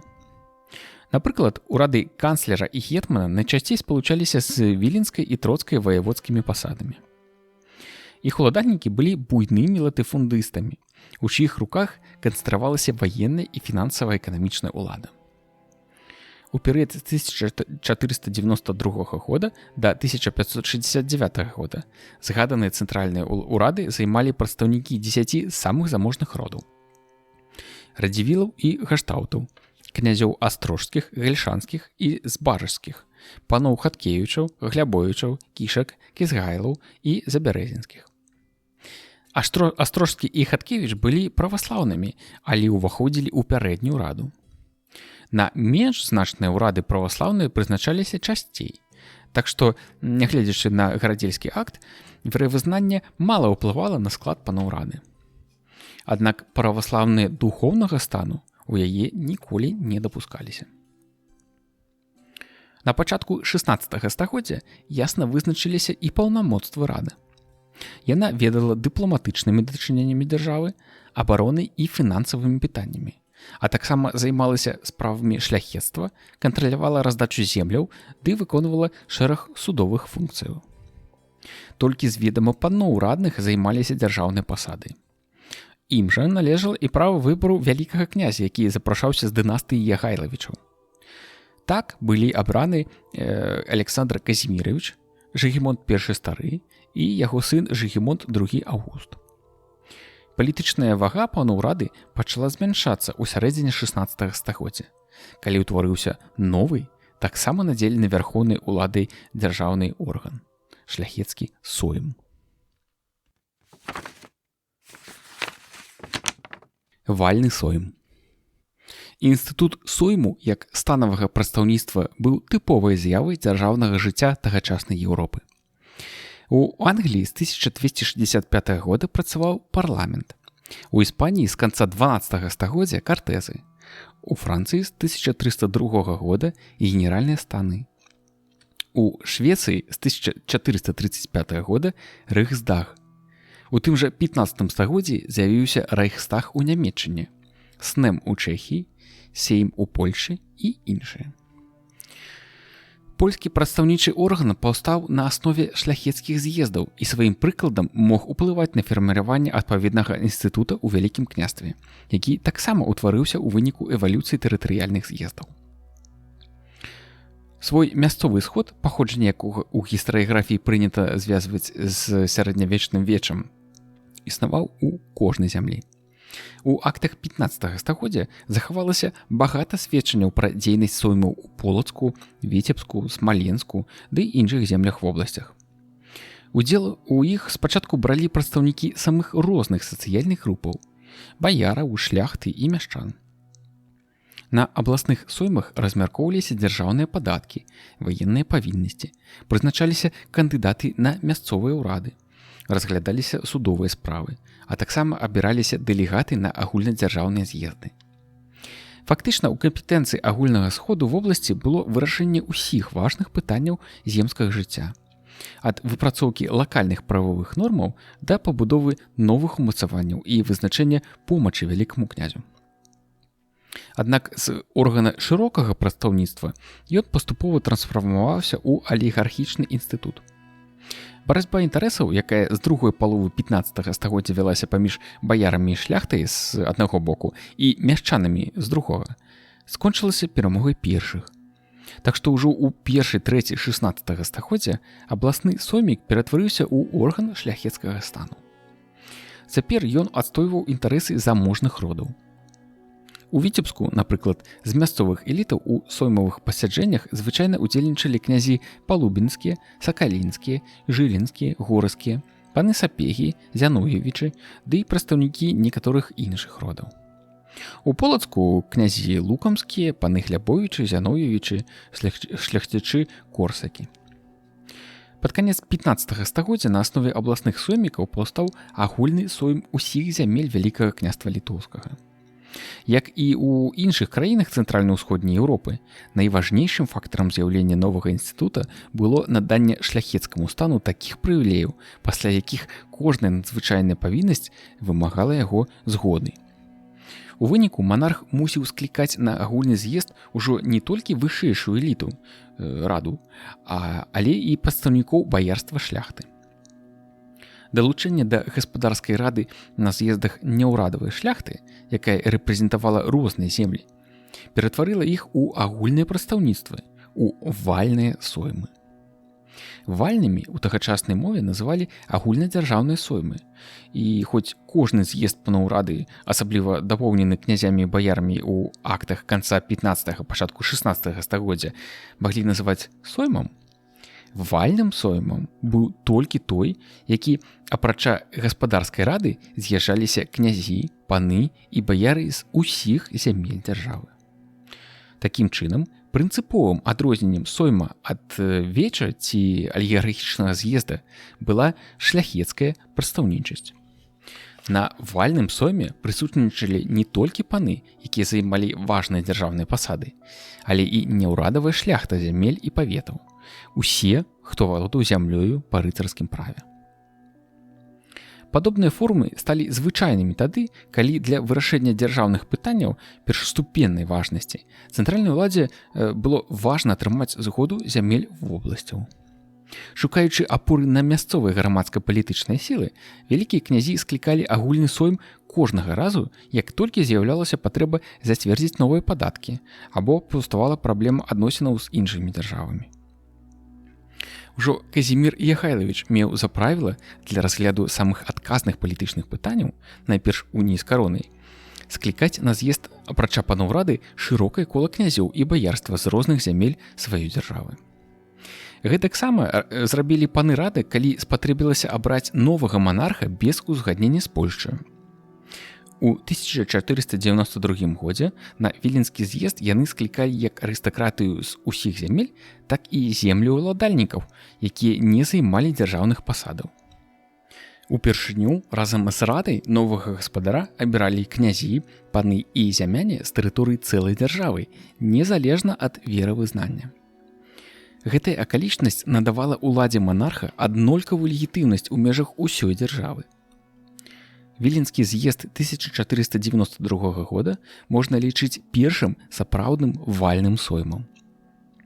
Пастаянна ж склікаць соймы пачалі ў часы княжання Жыгімонта I Старога. У 16 стагоддзі ВКЛ уваходзіла з новым палітычным органам, новай формай дзяржаўнай кансалідацыі.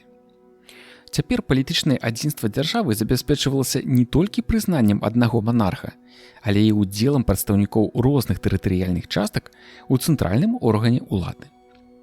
Праўда, да поўнага вызначэння яго функцыі і складу дайшло толькі ў другой палове 16 стагоддзя, у выніку дзяржаўных рэформаў напярэдадні Люблінскай уніі. Першапачаткова кампетэнцыі вальнага сойму былі абмежаваныя праблемамі ўнутранага жыцця, пытаннямі уніі і абрання новага монарха. Удзел баярства шляхты ў ім спачатку быў вельмі нязначны і зводзіўся да ўхвалення прынятых панамі рашэнняў. Аднак на абозных соймах, скліканых падчас паспалітага рушання, рыцарскі стан дамагаўся ўсё большага ўплыву. Узрастанне ваеннай небяспекі з боку маскоўскага княства і крымскага ханства з канца 15 стагоддзя прымусіла манарха і яго раду паставіць у цэнтр увагі праблемы арганізацыі абароны. У гады княжання Жыгімонта Старога гэтая праблема стала наогул галоўнай задачай вальных суймоў. Практычна ўсе яны разглядалі пытанні, звязаныя з вайной. Так, на сойме 1510 года абмяркоўвалася справа арганізацыі абароны краіны. У 1514 годзе прымалася ухвала аб працягу вайны з Масквой. У 1515 прызначалі падаткі на тую ж вайну. У 1516 ухвалялі мабілізацыю паспалітага рушання і збор серабшчыны. У 1522 выпрацоўваліся умовы замірэння з Масквой. І гэтак далей. Цяжар земскай абароны клаўся наперш на плечы землеўладальнікаў. Таму, каб узгоднена шукаць выйсце з сітуацыі, прызначаць новыя падаткі, новыя нормы земскай службы, гаспадар мусіў склікаць на соймы ўсю шляхту пагалоўна. Але ў часе вайны ад'езд шляхты на сойм мог абярнуцца цяжкімі наступствамі. Таму ў 1512 годзе была прынята норма прадстаўніцтва ўпаўнаважаных паслоў па 2 шляхцічы ад зямлі ці павета. Пры гэтым і асабістая прысутнасць іншых не забаранялася. Князі ж, паны і ўраднікі па-ранейшаму запрашаліся пайменна. Усе яны разам з пасламі ад шляхты аб'ядноўваліся на сойме ў рыцарскае кола, тады як паны рада ўтваралі сваё асобнае кола. Так паўстаў новы сталы дзеючы палітычны інстытут – вальны сойм, які замкнуў сістэму органаў верхоўнай улады ў дзяржаве. У адрозненне ад соймаў Швецыі ці Нарвегіі, якія прадстаўлялі і сялян, або снэму Чэхіі, у якім адстойваліся інтарэсы і мяшчанства, сойм ВКЛ быў органам чыста шляхецкага прадстаўніцтва. Утварэнне агульнадзяржаўнага сойма азначала абмежаванне ўлады манарха станамі, аднак шляхта супрацьстаяла тут не столькі манарху, колькі панскай алігархіі, якая цалкам дамінавала ў сойме. За шляхецкую дэмакратызацыю належала яшчэ доўга змагацца.